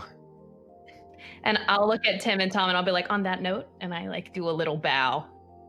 Hold on, I gotta write down Tim and Tom. Is that actually their names? No, It is now. No. Is it? Okay, I sweet. mean, it has to be now. It doesn't have to be. I did that 100% on purpose. But she was just going with it. Gwaine thinks he's part of the town guard. It doesn't matter what the sheriff says. I want to get in with these mobsters. I know, right? So bad. Just no action on our turf, else we gonna. And he makes the like. Are you hiring? No, there's only 500 people in this town. It's not really enough to support a highly paid enterprise. It seems like there's a holiday today and you're still working, so like, I mean, if you hire one more person, you can have a day off. Don't want a day off. Okay, that's fair. Want to break pearly fingers. Live to work, am I right? If you love what you do. Yeah, teach a man to fish and win in Rome and all that stuff. Oh, I don't know. I don't know how to fish. Me either. It's so weird. Back to the slingshot thing. He gives you 3 basketball-sized orbs here. Oh wow, He's like, they're pretty big. I forgot his voice too. It's like you get 3 shots to knock them down. 3 shots. Oh, easy. This should be a piece of cake. And I do love cake. So I will go ahead and take one of the big basketball things and put it into the catapult, and I will attempt to fire. Okay. Now I have a question for you, and it's just so I know the difficulty. Are you proficient with siege engines? No, Okay. I am not. I didn't think so. I just wanted to clarify. All right. Oh, you know, funny enough, I did take proficiency siege engines when I was building this character. Who Just knew so it would happened. come in handy? Yeah. So you crank back on the giant gear, and the sound of the rope getting under tension starts to squeak, and you reach up on the lever. There's a loud clunk as the projectile fires forth, heading wicked fast towards the stack of stones, or the lighthouse, as it were. Roll to hit. All right. That's going to be your base attack, plus this is a ranged attack, so plus your dex modifier. You got this. Base attack plus dex modifier. Okay, let's see. Okay, that'd be 17. 17 total. Go, Gladys. The orb kind of flies through and punctures one of the second tier of the stones and pops it kind of right out of the middle, but the top ones push in and hold their shape. And remind me again, little one. Asterisk. I can Asterisk Battlehorn. Asterisk. Asterisk. Asterisk. Yep. Asterisk. Asterisk. We're 5 years old. Or Asterisk if you'd like. What about Artrick? Probably good butt joke. Yeah. Do I have to get it all on one hit, or can I use all 3 for the same? Is that correct? If I've gotten this Yeah, right? you have 2 more shots. 2 more shots. Right. Yes, Right. Yes. Okay. I'm gonna examine the catapult and see if I notice like anything that would make it look like it's rigged, or that it's like maybe if there's like some string holding it back, or something that'll would make it that it would be more difficult for me to get the shot. Give me a perception, or if you have a find traps ability, you could use that as well. Let's do perception. 13. It looks pretty clean. It's kind of hard because it is carved very intricately. Now that you're taking a look, it kind of looks like a stone giant with the arm as the catapult. Okay. But it looks on the up and up. All right. Do you have knowledge engineering? Knowledge. I do. Oh, well, you could roll a knowledge engineering as well. Okay, let's see. Let's see if I can figure this contraption out. Oh, nice. I rolled a 19, 21. It looks very well made. The real only caveat to it being considered a legitimate catapult is that it just doesn't have the range that a catapult does. Okay. a very fine tool here that you have. Thank you. I worked very hard at keeping it a secret all year. Oh, well, you must be very excited then to debut it here. Oh yes, and I love giving the little kids the little catapults. Parents like it, but it's fun. All right, let's give this thing another shot. I'm gonna go ahead and put the next one in and fire away. Do it. That is a 15. 15. Perhaps you were too close with the catapult as your shot fires, just barely missing the top stone of the lighthouse. Blast. It's like, oh, one more shot. You can do it. I will get those top ones. You got this, Glennis.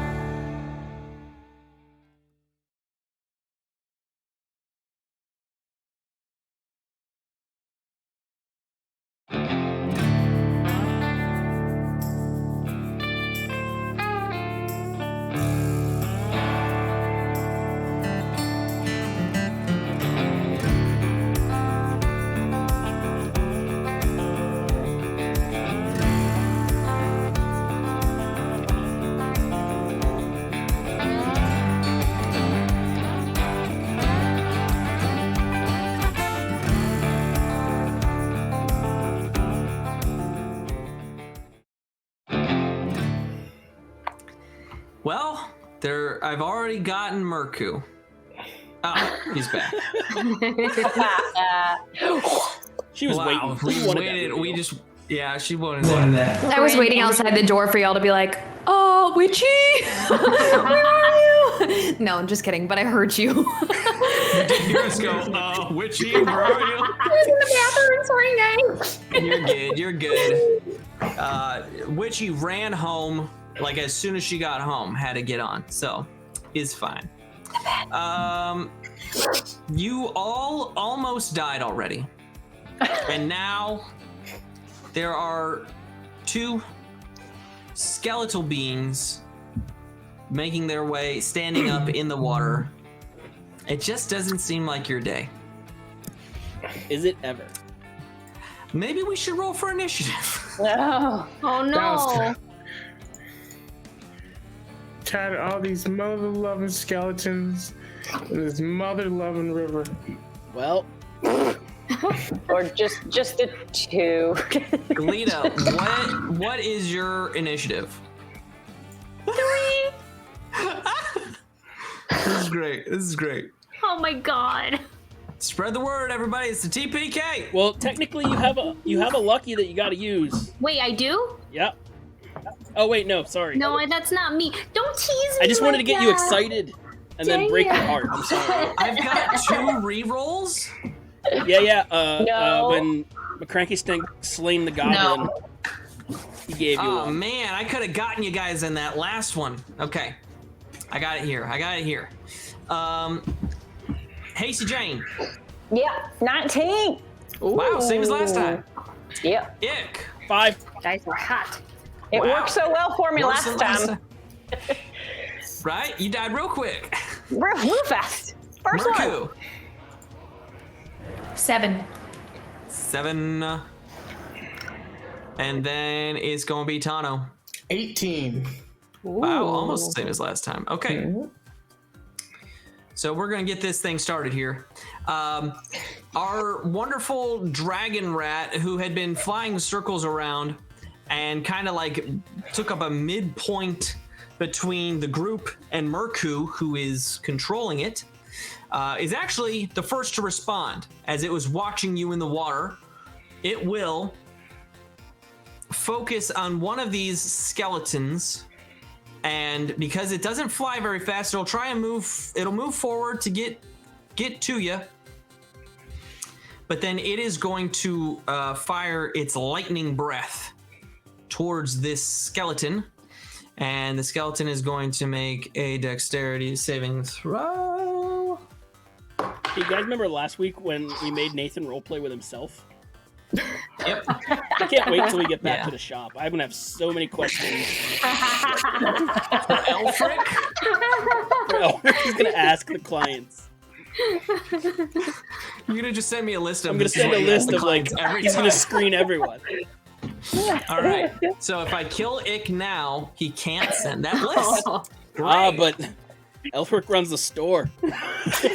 Hey, you know what? It's true. If I kill Ick now, we do have a potential character that Jared could just start playing. It's true. Good old Elfric.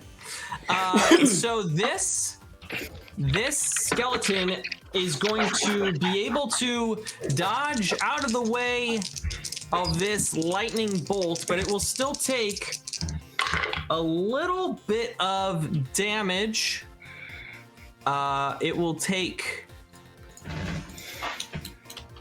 It looks a little singed. It doesn't look like it's going to drop anytime soon, but some of the bones of this skeleton have just started turning black, and there's a bit of a crackle between some of the armor bits that it is wearing. Next up is Hasty Jane. Oh, hi, it's me.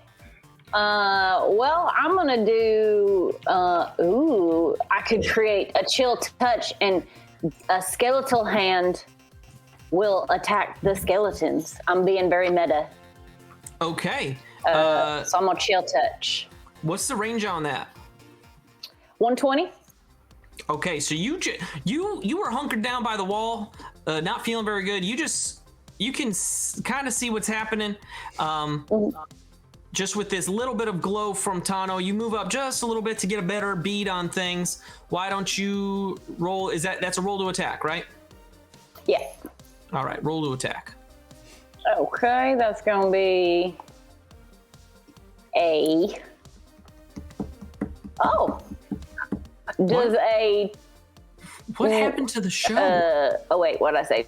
Chill touch. What do you mean?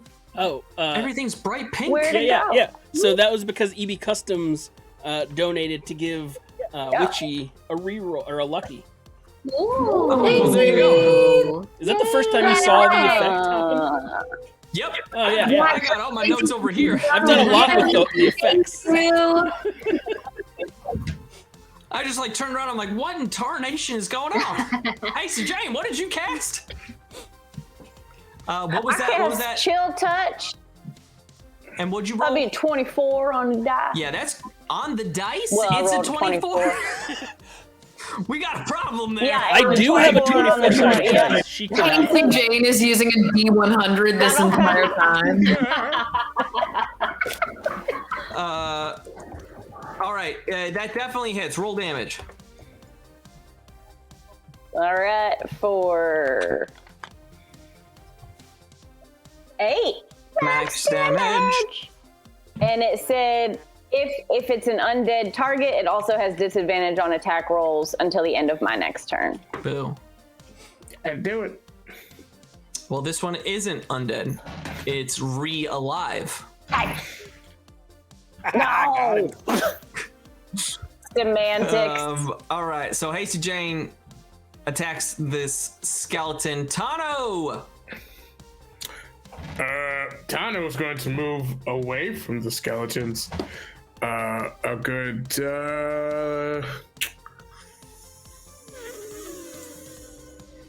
30 feet? So, Tano, where I've got you guys set up, you're already about 50 feet away from the skeletons, and you're having just a little bit of a hard time seeing them. Never mind. Because of the distance. Never mind. Tano's just going to aim towards the one that Hasty hit. Okay. War and Peace. Give me a wisdom saving throw, please.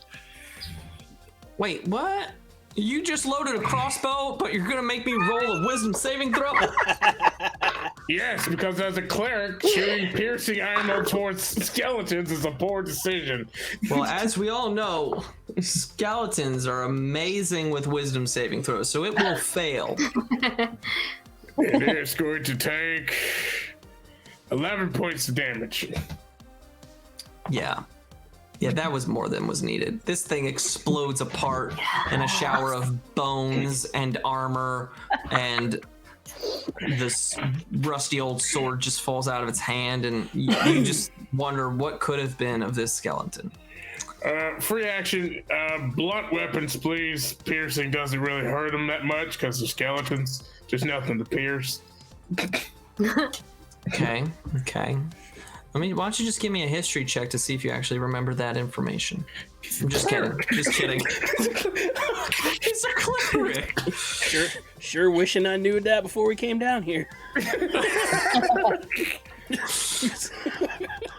So, Merku, it is your turn. You've got this skeleton. Whoa. What? It's an exoskeleton. It's an exoskeleton. Is it echoing bad? Just when you unmute the mic. Oh. Yeah, your noise cancellation kicks in. My I've been muting and unmuting this whole time. Was that the first time that's happened? Yeah, No. I think. The first time it's been that blah. That powerful. God, was that you? I mean, we are in a tunnel, so. Did it happen again? Nope. No, you're good now. I am going to cast. Wait, so I have to use my action to get the rat to do something. Yeah, if you want the rat to do something. Now you could. Now that's if you want to tell it to do a specific thing. Okay, I'm gonna cast Firebolt at the other skeleton. Okay, I'll allow it. Cast away. Oh, thank you. Okay, hold on. 21 to hit. It'll barely get it. Just but go for it. 3 damage. Just 3 damage. You hit it right in the center of the chest as you see the bones start to crack and weaken, but it is not quite done yet. And then you see moving towards you this from under the water, this like gray rock, which you didn't really notice before. Like you saw a rock, but what you notice about this one is that it is smooth. I would like to move out of the river. There is no, well, that was your turn, and then we were moving on to another. You're on the edge of the water. You're not in the water. Like you had stepped out, and then everything happened. But this creature, which is only like 10 feet away, is going to start like moving towards you, and you don't understand how is this rock, and then as it kind of comes up out of the water, moving its full movement and getting to you, you see this sheen to it, this ooziness, and it will try to attack you with an action called Pseudopod, which makes total sense. That is a 17 to hit. Okay. So that will roll. I have to roll 3d6 now. Oh. So that will be 12 points of damage as this like, Ditto just like has a hand and it extends this out to you and smacks you. And then this acid starts dripping from you. Oh. Now are you wearing armor? You're not wearing metal armor, are you? I'm not. Okay. Then nothing else happens. Except that. There's what did I this say? stupid sludge. There's acidic. Everybody watch out for him or kill him. That is what you say as it comes to Ick. Ick, you're hearing all this commotion, but you're still pretty far away. And again, your eyesight's only so good down here. This ain't gonna go well. There's another skeleton, right? Yes, there is still one skeleton up. One has fallen, one has taken a good bit of damage already. I mean, Tano said don't use pointy things. How far in the water was that skeleton earlier? You're about, let me see. Like, I'll use my turn. Can I move to it and basically pick up its femur? You want to pick up the one that is dead? Yeah. Yeah, you would be able to move to that one and pick up its femur. Yeah, I want its femur to use as an improvised club because I don't have. So you've got that one's femur, but the other one is still a ways away. You still have the way you've lined yourself up now is you're right by you're about 7 feet away from the ooze. Oh, I see the thing. It's happening again. Yeah. Witchy gets another lucky. She's the popular one today. She's got 4 luckies right now. Thank you, Weebom! Weebom! You have a clean shot of the ooze, and you could also fire over it at the other one, which is like 15 feet away from you. I mean, I'll fire the ooze. What do I know about oozes? Because I feel like I at least read a book on adventuring before I started a Adventurers for Hire company. Yeah, I mean, you know that you don't want metal to get near them. If metal gets near them, it's bad. And you know that they're pretty tough, but that, you know, if you keep going at it with like normal weapons, you should be able to do some damage. Okay, I will shoot my crossbow at the skeleton that's already been damaged. Okay, fire away. Watch your face! Hey! Cover your face. Pretty good. 27. That hits. One away Miracle from of a all crit. miracles. 4. Oh god, I dropped my die on the floor. I'm gonna pretend it said 37. I'm gonna make you roll again then. It's 6. 6? Yeah. Total? Yeah. Your bolt fires, and your aim is true to where it hits right at the neck, dislodging the skull from the rest of the spine as this next creature goes crashing into the water. Can it somehow get something onto Hasty Jane? As the skull hits the water, the way the water flows through the back of the skull, like just splashes out of the eye hole, and just like one drop hits ACJ. Yes. But like right as I'm breathing, so it just gets right in my mouth, and I'm like, right. You breathe it in, it's that. No, 15 points of damage. Yeah, it's just like that. You know that moment when you accidentally inhale some saliva and you're just coughing for 7 hours? That's what starts happening. Yes. Excellent. Thank you.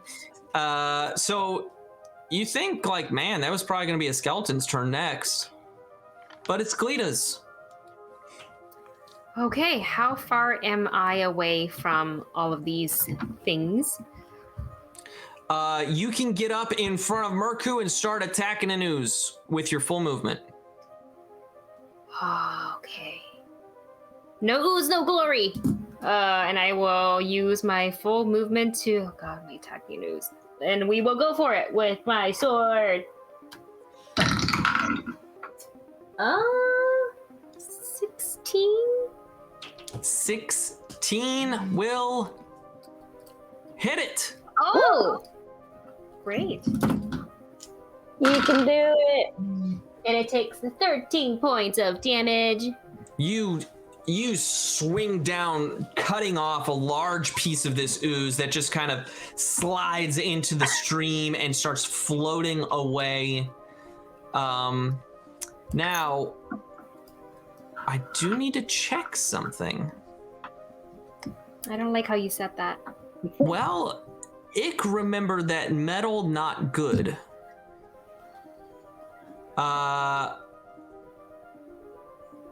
Okay, you swing your sword through this and feel this triumphant feeling, and then notice as your sword that you love starts to corrode a little bit, and will now be rolling at a -1. Oh no! Oh no! Okay. That's that big oof. Oof. That's not good. But you took a huge chunk out of this thing, in that as much as that seems to have cost you, you have done some big damage, and not to be outdone, let's see if, all right, the dragon rat floats over your shoulders and aims its breath down, firing a bolt of electrical damage. Let's see if the ooze has a good dex save. It's an ooze. Well, now that doesn't mean anything necessarily. Yeah, no, that was not good enough. So it will take some lightning damage. And it will take 7 more points of damage as this bolt of lightning hits it square in the middle, and you just see kind of some of this life just slow down around it. Hasty Jane! Yeah? It's your turn. There's an ooze. I'm just gonna be sitting next to the ooze, but I'm gonna firebolt at it. Okay. Go ahead. Shoot a firebolt. I'm a firebolt the ooze. This is a song I'm working on. That'll be 8. You fire this firebolt, and you think to yourself, that was not my best shot. Usually where you hit with this kind of roll, you know that like it's gonna graze the armor. It's going to just whoosh by the head, but it still hits it. And you see it start to eat away. Now roll some damage. Ah, all right. Well, okay. That's gonna be 1d10. 4. All right. So you hit this thing, and you're shocked that you're able to hit it. 1 of damage, not 4. That keeps happening to us. So you think to yourself when you hit, I don't feel like I should have done any damage at all. But because you can't really do less than 1 damage, you still do 1 damage. We'll get there. And it is now Tano's turn. Tano's turn. Tano's turn. Patient war. He's gonna point at the one Hasty tried to hit. The only one that's left. Dope. Wisdom save, please. Well, these oozes, as we all know, are some of the wisest creatures on the planet. And with a 2 on the die, that will be a total of 0 for a wisdom saving throw. Oh, that's a D8. My bad. Let me roll a D12. Oh, shit. Doesn't get much better than that for you all. I'm gonna blow my reroll on this one. You can't re-roll damage. I can't reroll damage? Oh, well then he takes 1 point of necrotic damage. Oh, no. Another 1 point of damage done. If we all just hit it, eventually it will die. Die.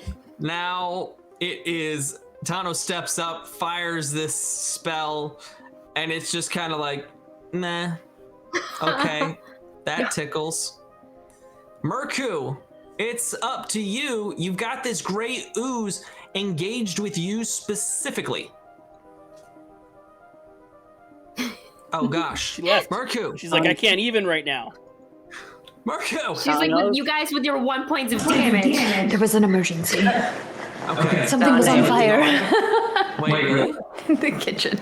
It's fine. Don't worry about it. Oh my gosh. Take the camera and let's go see. Don't worry about it. Wow. It's a chaos night.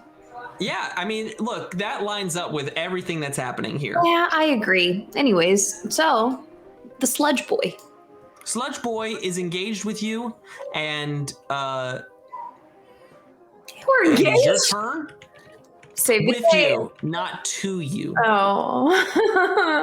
Okay, so I am going to I'm gonna try and move far away from him. I don't want to get slapped again. Because would you like to disengage? Fuck, he's in melee range, isn't he? Mm-hmm. So I am going to cast Firebolt on him again. Okay. Not going to disengage. Fire away.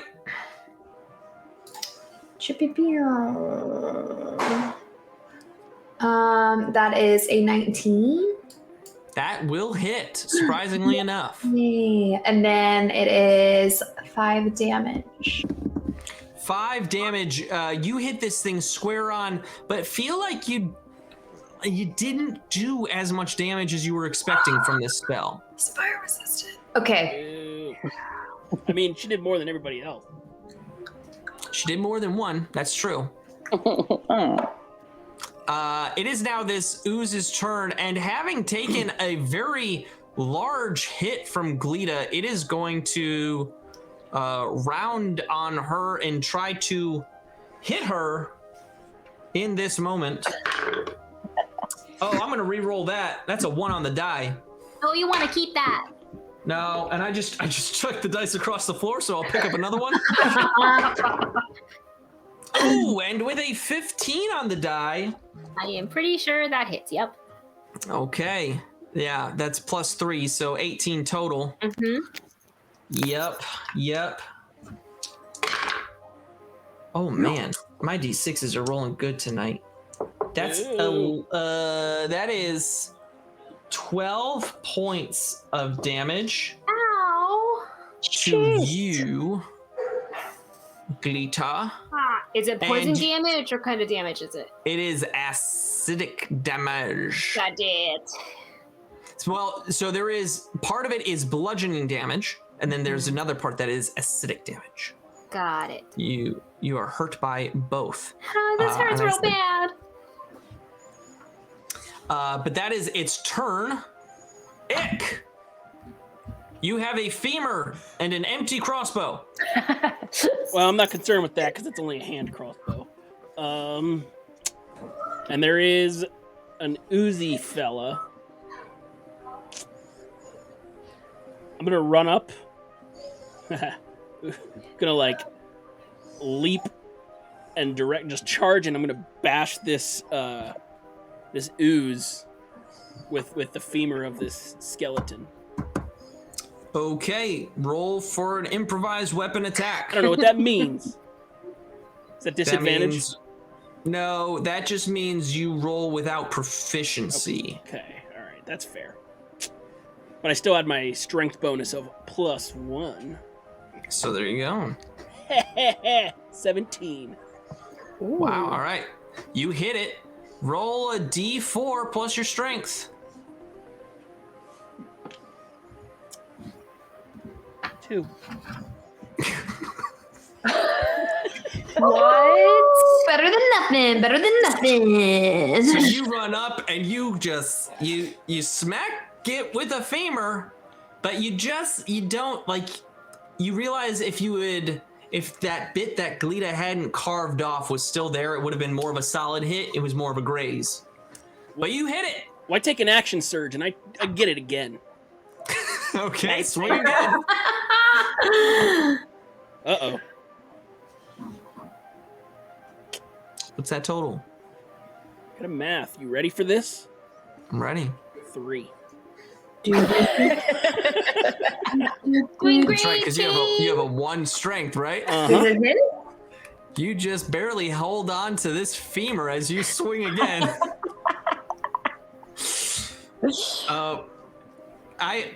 Everyone, be sure to tune in next week. They're out of spell slots. They're out of everything. Oh God.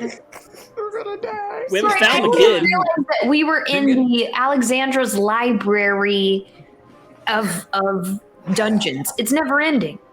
It's filled with so much stuff. To be fair, we've only gone a room and a hallway. Yeah. And you found a source of water. Oh my god, disaster. Statue was cursed. That was Ix's turn. It's back up to Dragon Rat. Let's see if Dragon Rat can. Dragon Rat does not. Dragon Rat does not.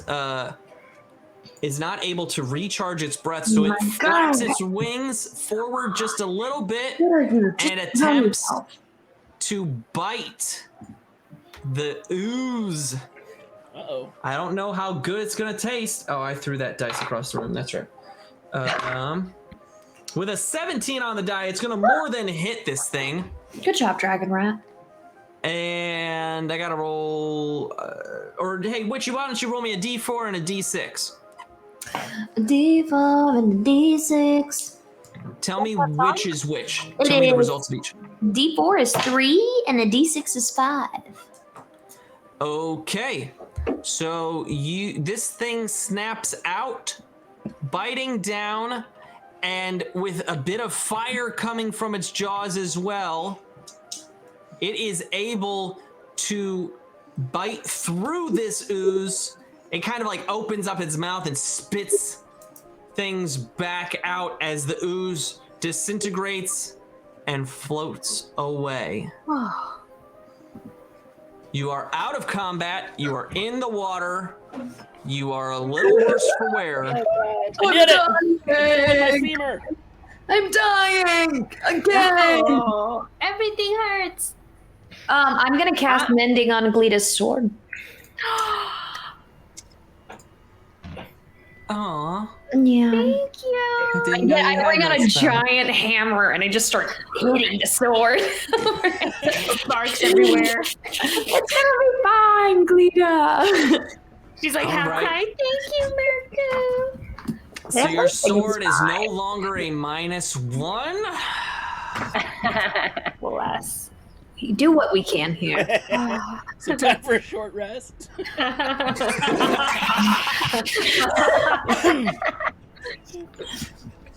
I'm going to assess everybody and see if anybody needs a potion. I'm gonna take one, I think, unless we actually take another short rest. I don't know, are we allowed to?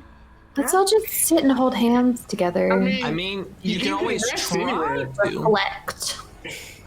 You've been in this location for over an hour already, and even though you were quiet for a little bit of that time, you now just started making a lot more noise. Yeah, you're right. Lucas Martinez says, just go back to the bar entrance and say the kid died and get paid and go. Can't find him. Sorry. Here's your money back. Oh, he's dead. You We would found it. all then change your alignments, just so you know. I wouldn't have to change my Yeah, alignment. chaotic good. There ain't nothing good about lying to a father about their kid. Peace doesn't mean good. If it protects more people, it is.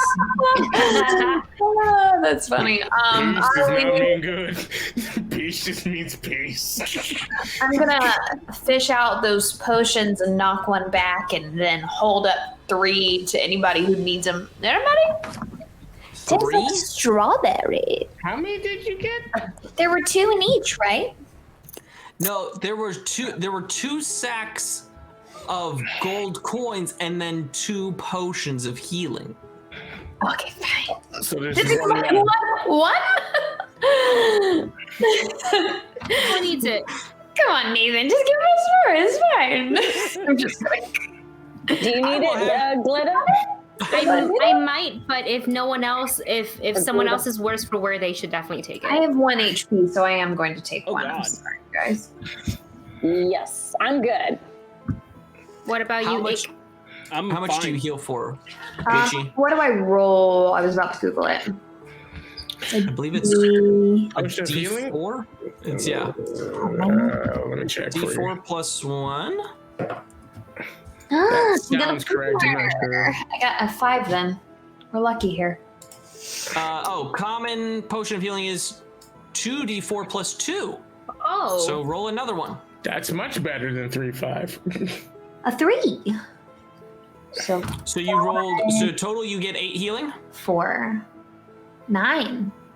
9 healing. There you go. 9, 9. 9-9. 9-9. 9. Actually, no, 10. Because I got a 3 and I got a 4, and then plus 2. That's right? No, that's 9. Anyways, how's it going? You've said so many numbers. What did you roll? What did you roll on the die? It's my fun to play D&D with 3 guys. I'm so sorry. Oh, Lord. So, anybody want this potion? Yes, she got 9. Might take it if everyone else is doing okay. I hand it to Glita. And I will throw it back. Whoa, don't throw it! It drops to the ground, shattering. Oh, The ooze is healed. oh my god. The ooze comes back. 2d4 plus 2? It never dies. Yep. 9 points of healing. Another 9 points of healing. Okay. You feeling a little better? Glad that this dragon rat helped you find these potions. You are standing at the water's edge. What do you do? We're facing the light direction. Cry. Right? Yeah, if the water is to your back, then the light is to your right-hand side now. And the tunnel with a more musty, furry smell is to your left. Well, I would like to finish looking at the light before we go we back. came so far. Because if it's just like an exit, cool. But I don't want to. Cool. What if it's like a mosquito light and all the bad guys are being drawn to it and we're just gonna get progressively harder? It's fine. I guess The I'll dead die. lights, the dead lights. Well, we have a queen with us, so we'll be fine. Yes, exactly. Who's the queen? Oh, me!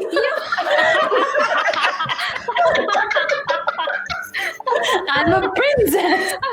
All right, we all need head props for next week.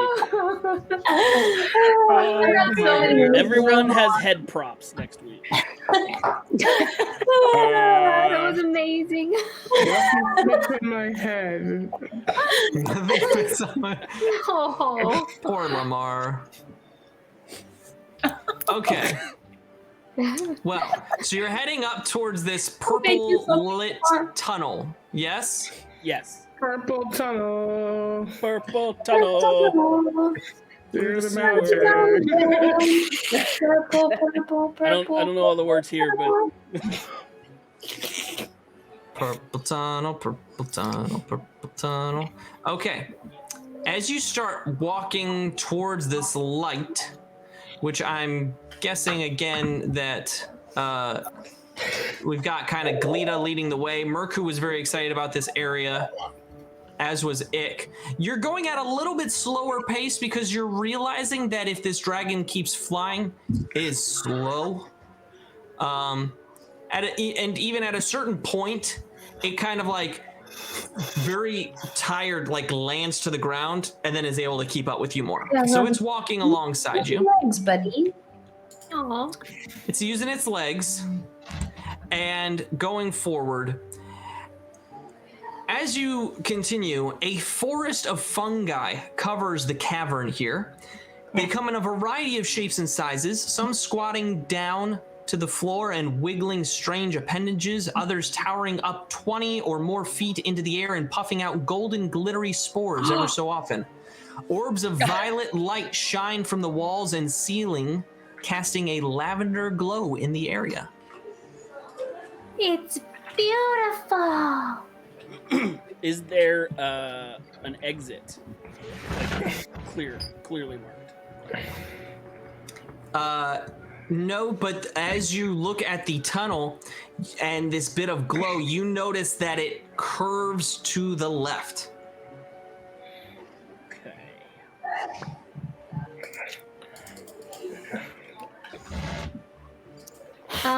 Is there?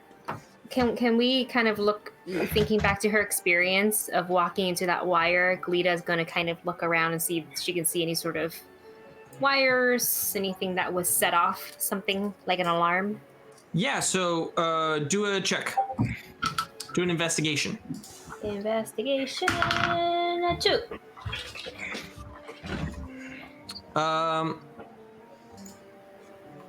You don't see anything. With a 2.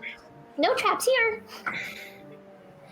Oh, yes, I totally forgot. Thank you, Witchy. By the way, Witchy, you can just tell me out loud. I don't these want to things. interrupt the story play and then be like, DM, you forgot. No, that's the point, because the DM's going to forget because the DM is doing so You're thinking much. about so many things. That is okay. So I've got, because we've got that was specifically for a combat.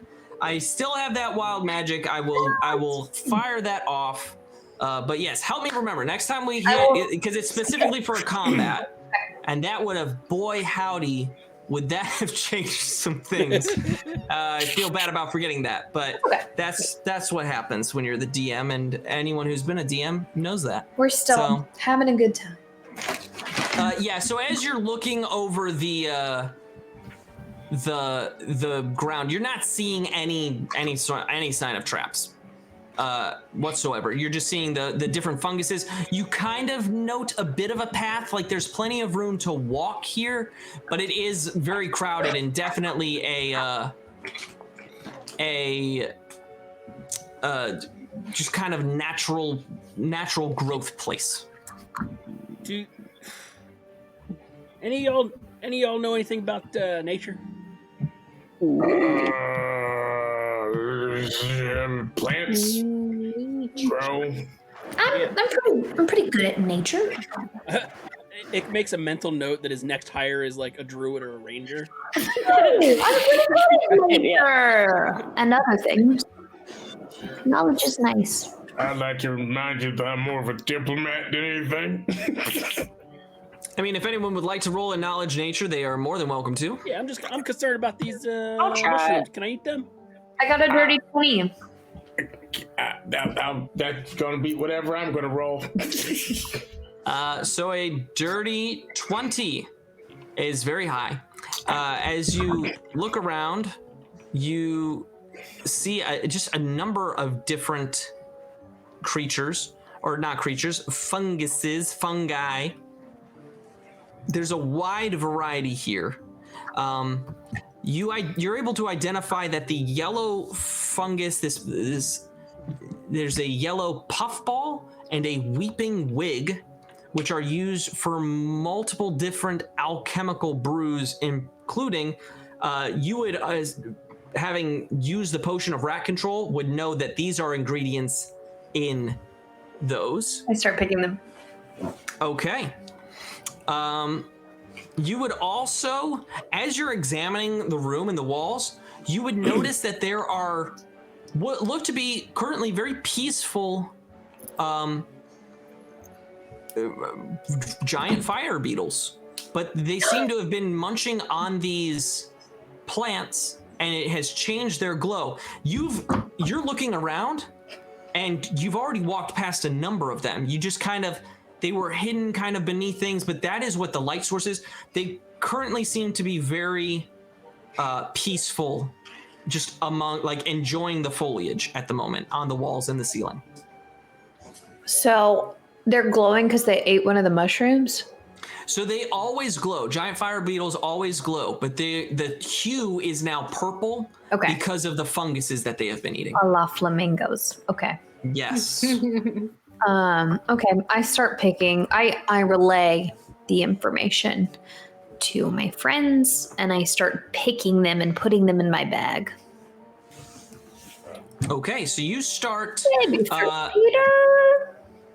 All right, you're gonna walk forward. I'm going to roll a percentile dice really quick.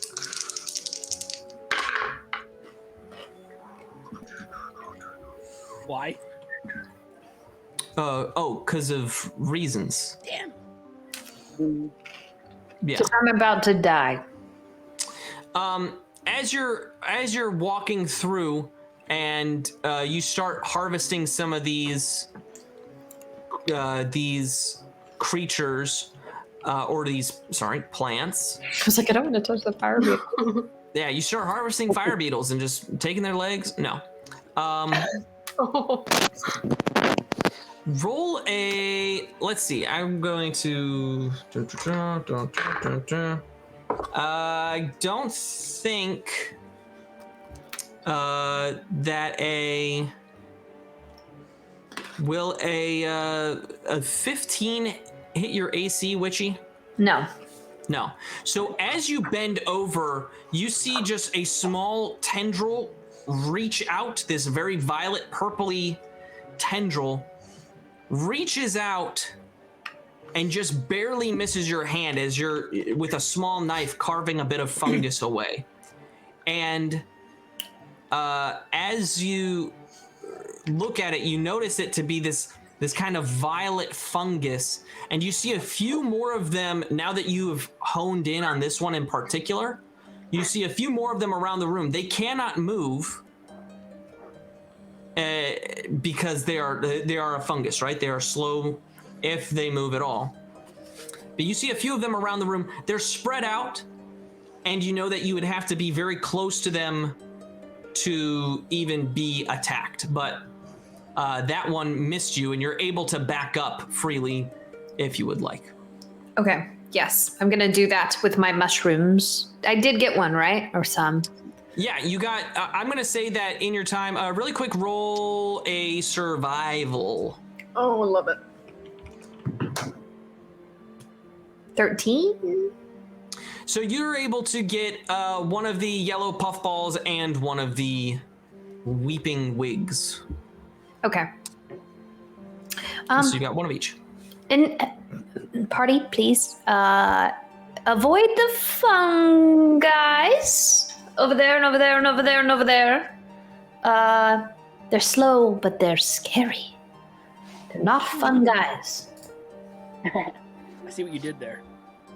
Did you? Did you see it with your human eyes? You are fired. All right. I got my mushrooms. Let's go. Are you going doubling back? How, and also like how far in? Because I've got you currently, like there was some light fungus on the outside, but like the big chunk of it, you're just kind of at the opening of that, and the room continues to turn to the left for you all. I mean, I would follow the, hand on the left wall. Keep going. I'm in the back. Okay.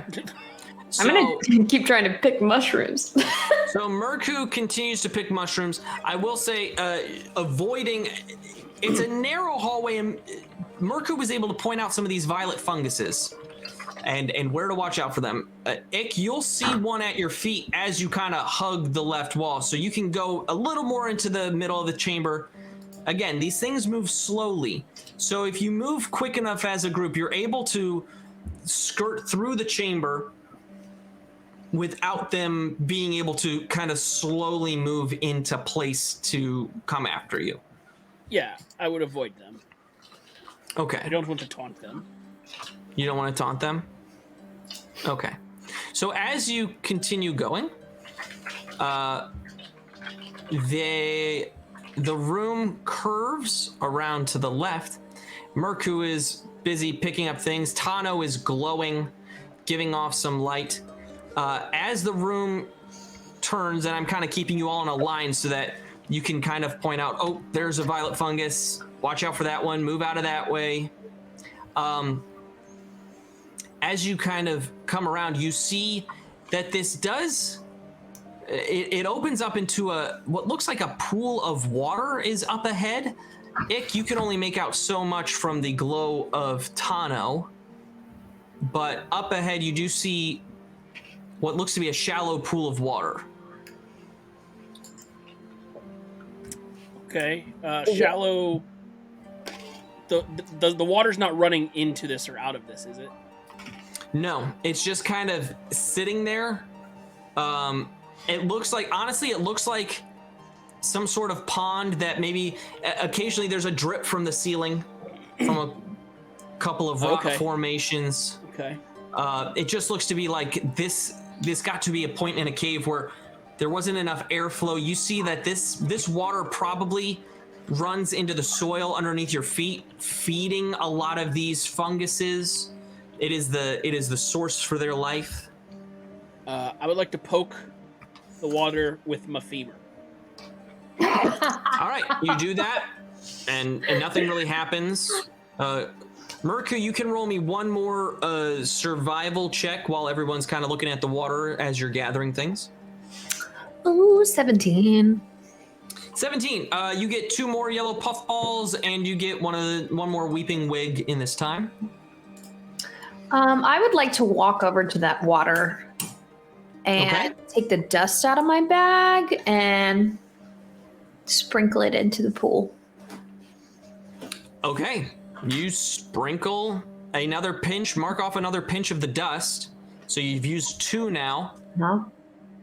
And this now has this shallow pool of water is gone. Pretty much. There's a little bit of the water still centers on what looks to be a statue, and then the rest of the water kind of like seeps into the dirt. There's just a couple puddles, but the rest of the pool is now in this pellet, and you now have 2 of these pellets. Pick it up. And just so you know, Witchy, you know that if you were to ever throw these pellets at a creature or hard surface, some stuff could happen. Yes! Did you say there was a statue? Yes, so there used to be a shallow pool of water covering the floor. It is no longer there, but there's a small round chamber. Serenely atop the water's surface are 2 dark purple lotuses, which are now kind of gone into this puddle at the feet of this statue. The lotus's seed pods glow faintly in the darkness. Standing at the center of the room is a stone statue of another fish-like humanoid, garbed in priestly robes, its entire surface glistening with a thin blackish mucus. Held in its outstretched web hands is a ceremonial bowl filled with a dark purplish liquid.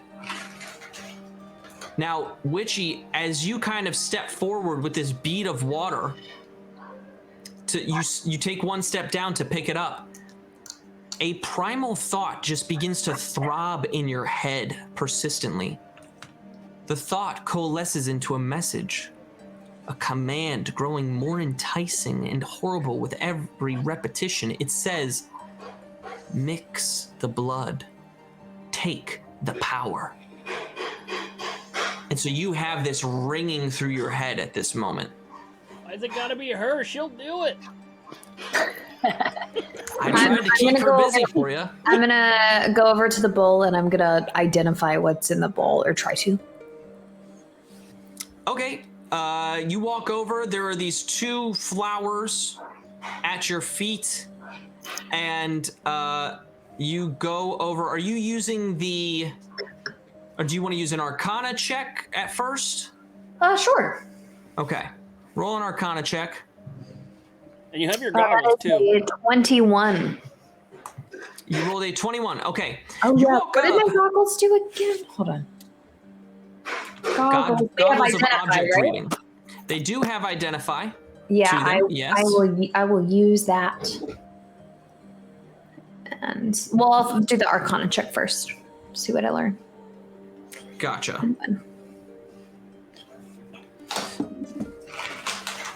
So you are looking at this. You look at it, and while you don't necessarily understand what the liquid is, this thought penetrates your head. You understand why it's saying mix the blood. You understand what it means. You understand that it wants you to put some of your own blood into the bowl itself.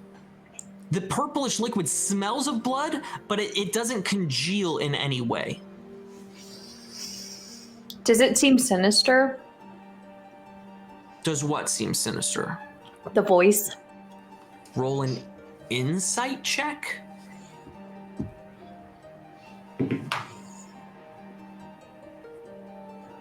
$16. You think it is sincere about it wanting to give you power. You think that its intent may be... You think it may benefit whatever... You don't know how it benefits you, this power. There is power involved, and you do gain... Like you believe that power would come to you. You would be given power. But it's a fish creature whose voice started talking in your head. So I don't know if you... Yeah. I'm going to take some dust and drop it into the bowl. The dust just sits on top. Okay. Because this is not water, so you've used another pinch of the dust of dryness. For the science. For the science, I get it. I mean, I will say, I rolled how much you get 1d6 plus 4 uses, and I rolled a 6 on the dice. So you got a full bag of this stuff. But old school, old D&D, like 3.5 Jared is like that's a $900 gold piece item. Oopsie. I don't know what it is here. I don't know what it is in 5e module either. I'm gonna cut my finger and put my blood in it. Oh my god. Told you she'd do it. Oh my gosh. That's what my character would do. I know. I'm sorry. All right. As you do that, I need to read some things really quick. Oh my god. For me to do it. I feel like the text is no player would actually do this. What if they do? Yeah, I'm scrolling to the point.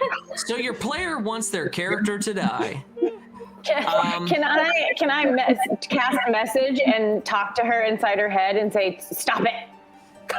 Stop that!" Grandma says stop. I feel like at this point she's got like the knife to her finger and like has cut it, and that blood, like as you cast message, like I feel like she looks over just as like that drop of blood falls into the pool. I can see it in my head. I can see all this happening. The science. So here's the thing. Immediately, your vision increases even more. You know that you've always had dark vision, but you can see even more details. The purple is all of a sudden brighter. You have this amazing ability to just see around you, and then you feel as if you look at the puddle again with these 2 flowers floating there, and you know that if you wanted to, you could swim. You just feel like you could swim so much faster. And you feel just a slight itch right kind of at the back of your spine. Just this little itch right where like your hand can't reach and where you can't really see. You just feel a bit of an itch. Okay. I'm gonna like lift the back of my shirt up and go, guys, is there something on my back? Is it a bug? I'm gonna take a look. There's no bug. There's a bit of slight skin discoloration. Yeah.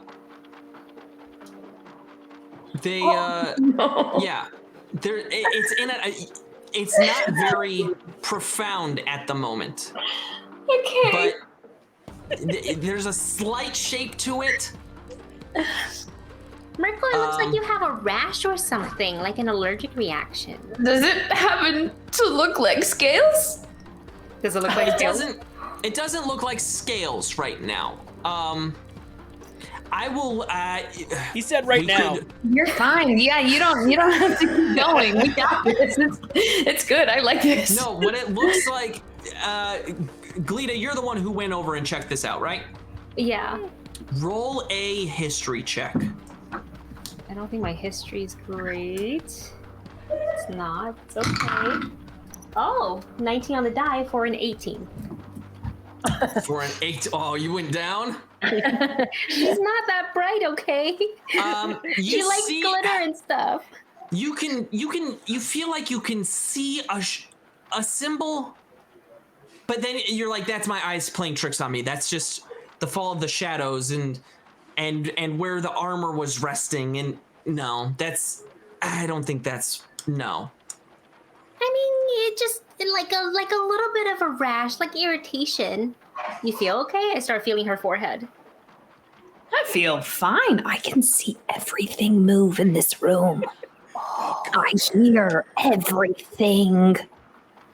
Do you hear more rats? The thing that we've done since we took the turn has been a mistake. I heard that. Tano's like, if we had just taken a right. Tano, we still have I to wouldn't take be the able right. to see for 4 miles. Oh yeah, we still haven't found the kid. Actually, no, there's a left we have to go. We have to go through this room. And I will say this, Glita, as you enter this space to go check on her, you feel the same thing. You all of a sudden, as you walk in, you feel this thought in the back of your head calling to you, saying, mix the blood, take the power. I will say out loud. I don't know if that's something I want to do. Whose blood? Mix the blood. What? Take the Is power. it talking to you, Glita? Don't do it. I already did it. You need to wait at least 2 weeks to see what happens to me in the name of science before you do that. Don't do it. Wait to see what happens to me. Mix the blood. Don't take the mix. power. I heard that. I'll do this. And I'll say, everything. there's so many of you talking. I can't hear myself think. What?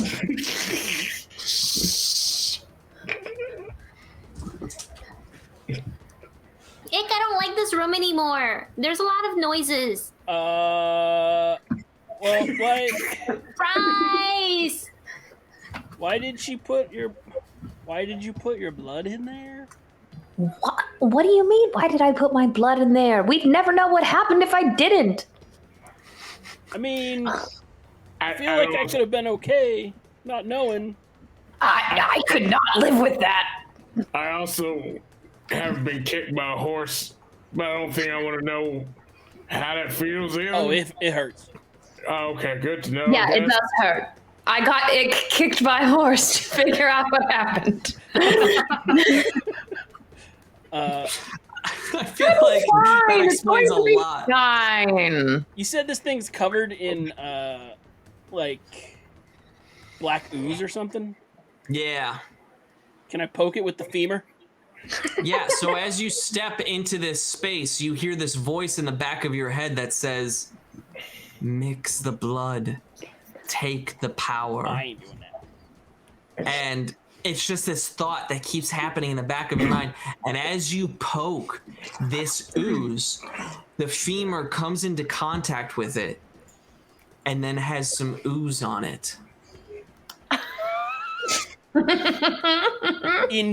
Like turn it back and it's in my face. Interesting. Let's leave this room. Yeah, I'm gonna yell at everybody and be like, "Y'all, stop it! Get out! Let's get out of here! Stop!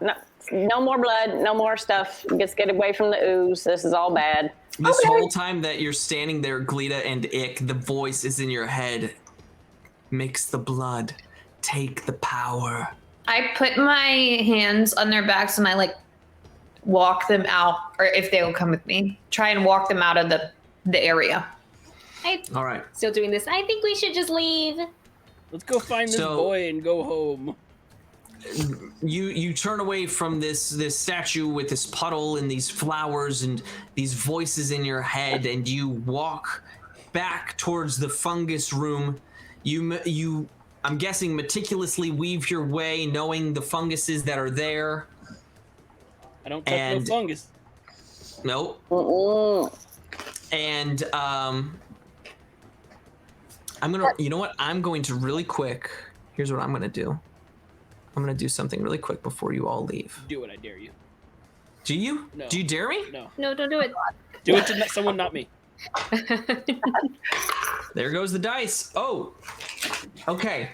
So because of where this dragon rat had come from, it had been following you all, and as Merku, as you push them out, and it sees you leaving, it kind of like through its snout shoots a little bit of sparks towards the flowers on the floor. And it rolled very high to do that. So wait, the statue shot sparks out of its nose. No, the dragon rat that you have control over at this moment shot a spark of lightning out of its snout at the flowers on the floor. Can we give him a name? Does it think that it's bad? I'm gonna ask him. Really quick, Merku, roll a history check. 19. 19. You see this happen, and you remember, you think back, thinking through maybe something that you had flipped through. You just remember seeing the random word lotus in the book as you flipped through it that you had picked up in the other chamber. Okay, so I'm going to take the lotus flowers. I'm going to take them. Okay, you pick those up. And in fact, as you pick them up, you've been the one focusing on nature. Why don't you roll just another nature check as you look at these lotus flowers? Oh, well, I have +4. Lotus 14. 14? Yeah. You recognize this as a very rare flower, just in all your alchemical workings. You are surprised to see this particular flower here. You know that, like, this is something that most people haven't heard of, but others, like, to you it was even a legend. But putting everything together, it's an incredibly rare flower. Oh, yeah. And these in particular are in full bloom. There's raw magic just dancing off the glowing seeds as you go and investigate it. And those just like dissipate into the air. Yeah, I'm taking them. You have those now, and put them in your person. Got them in my person. In your person, and you all make your way back to that chamber where a simple choice of left or right did so much. I'm going to see that Cletus was upset in the other room, so I'm going to say, Cleta, can I see your sword? Again. Show it to her. And break it.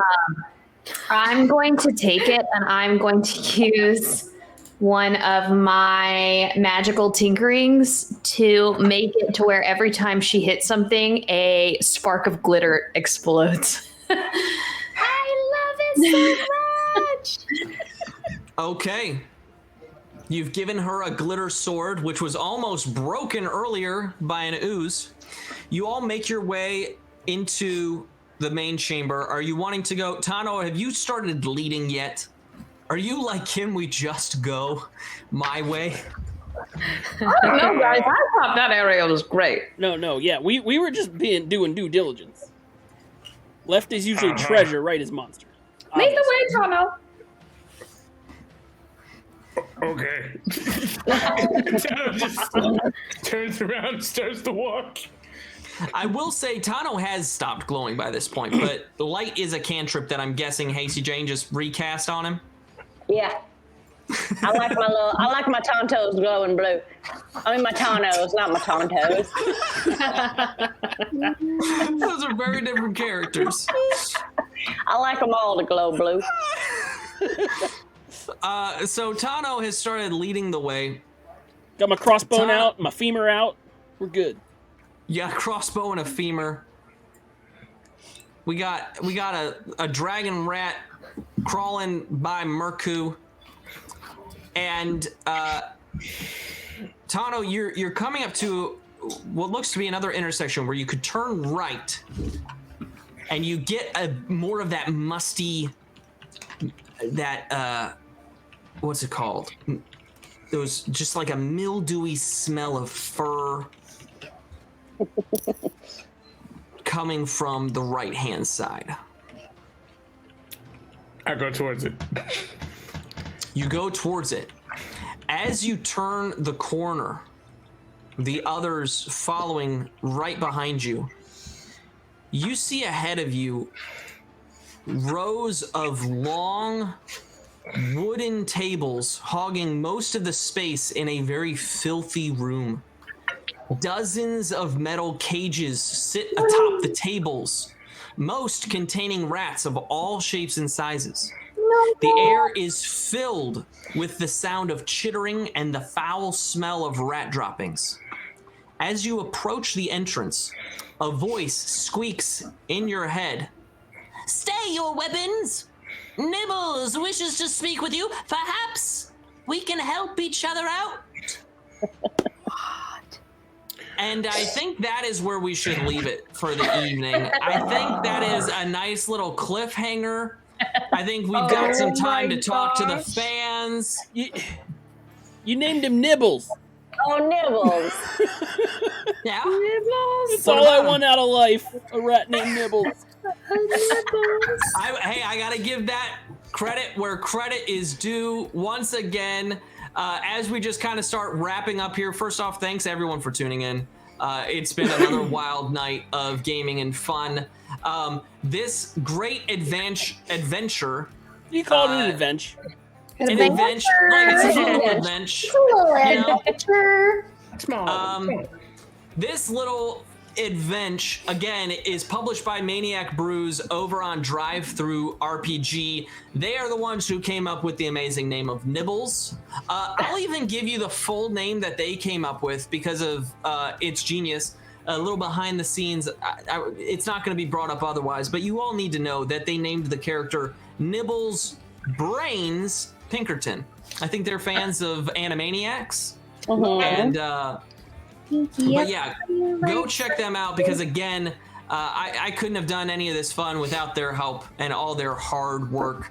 As we couldn't have done it without your hard work. Again, I'm so sorry I forgot about that wild magic It is going to hit next week, and it is going to play a big part. So don't you worry. It's still out there. It's still attached. That's just one of those things of running so much of an adventure at once and having all the baddies and all the different routes and trying to track where everybody's going. Now I may be able to use it as a fish person. It's gonna be exciting. Who knows? You've got all sorts of stuff that you've gathered. You still have those other 2 wooden rings. You've got the gold ring that's on your finger right now. So nosy. You've got a voice in your head that told you to put your blood in another random substance, and you did it. And we didn't even touch that other statue. God damn it. Didn't even touch the other. I mean, like, you took the stuff from the other statue, but I tried to touch the statue. I took a medallion out of it, and it didn't talk to me. It didn't tell me to do things. That one didn't, did it?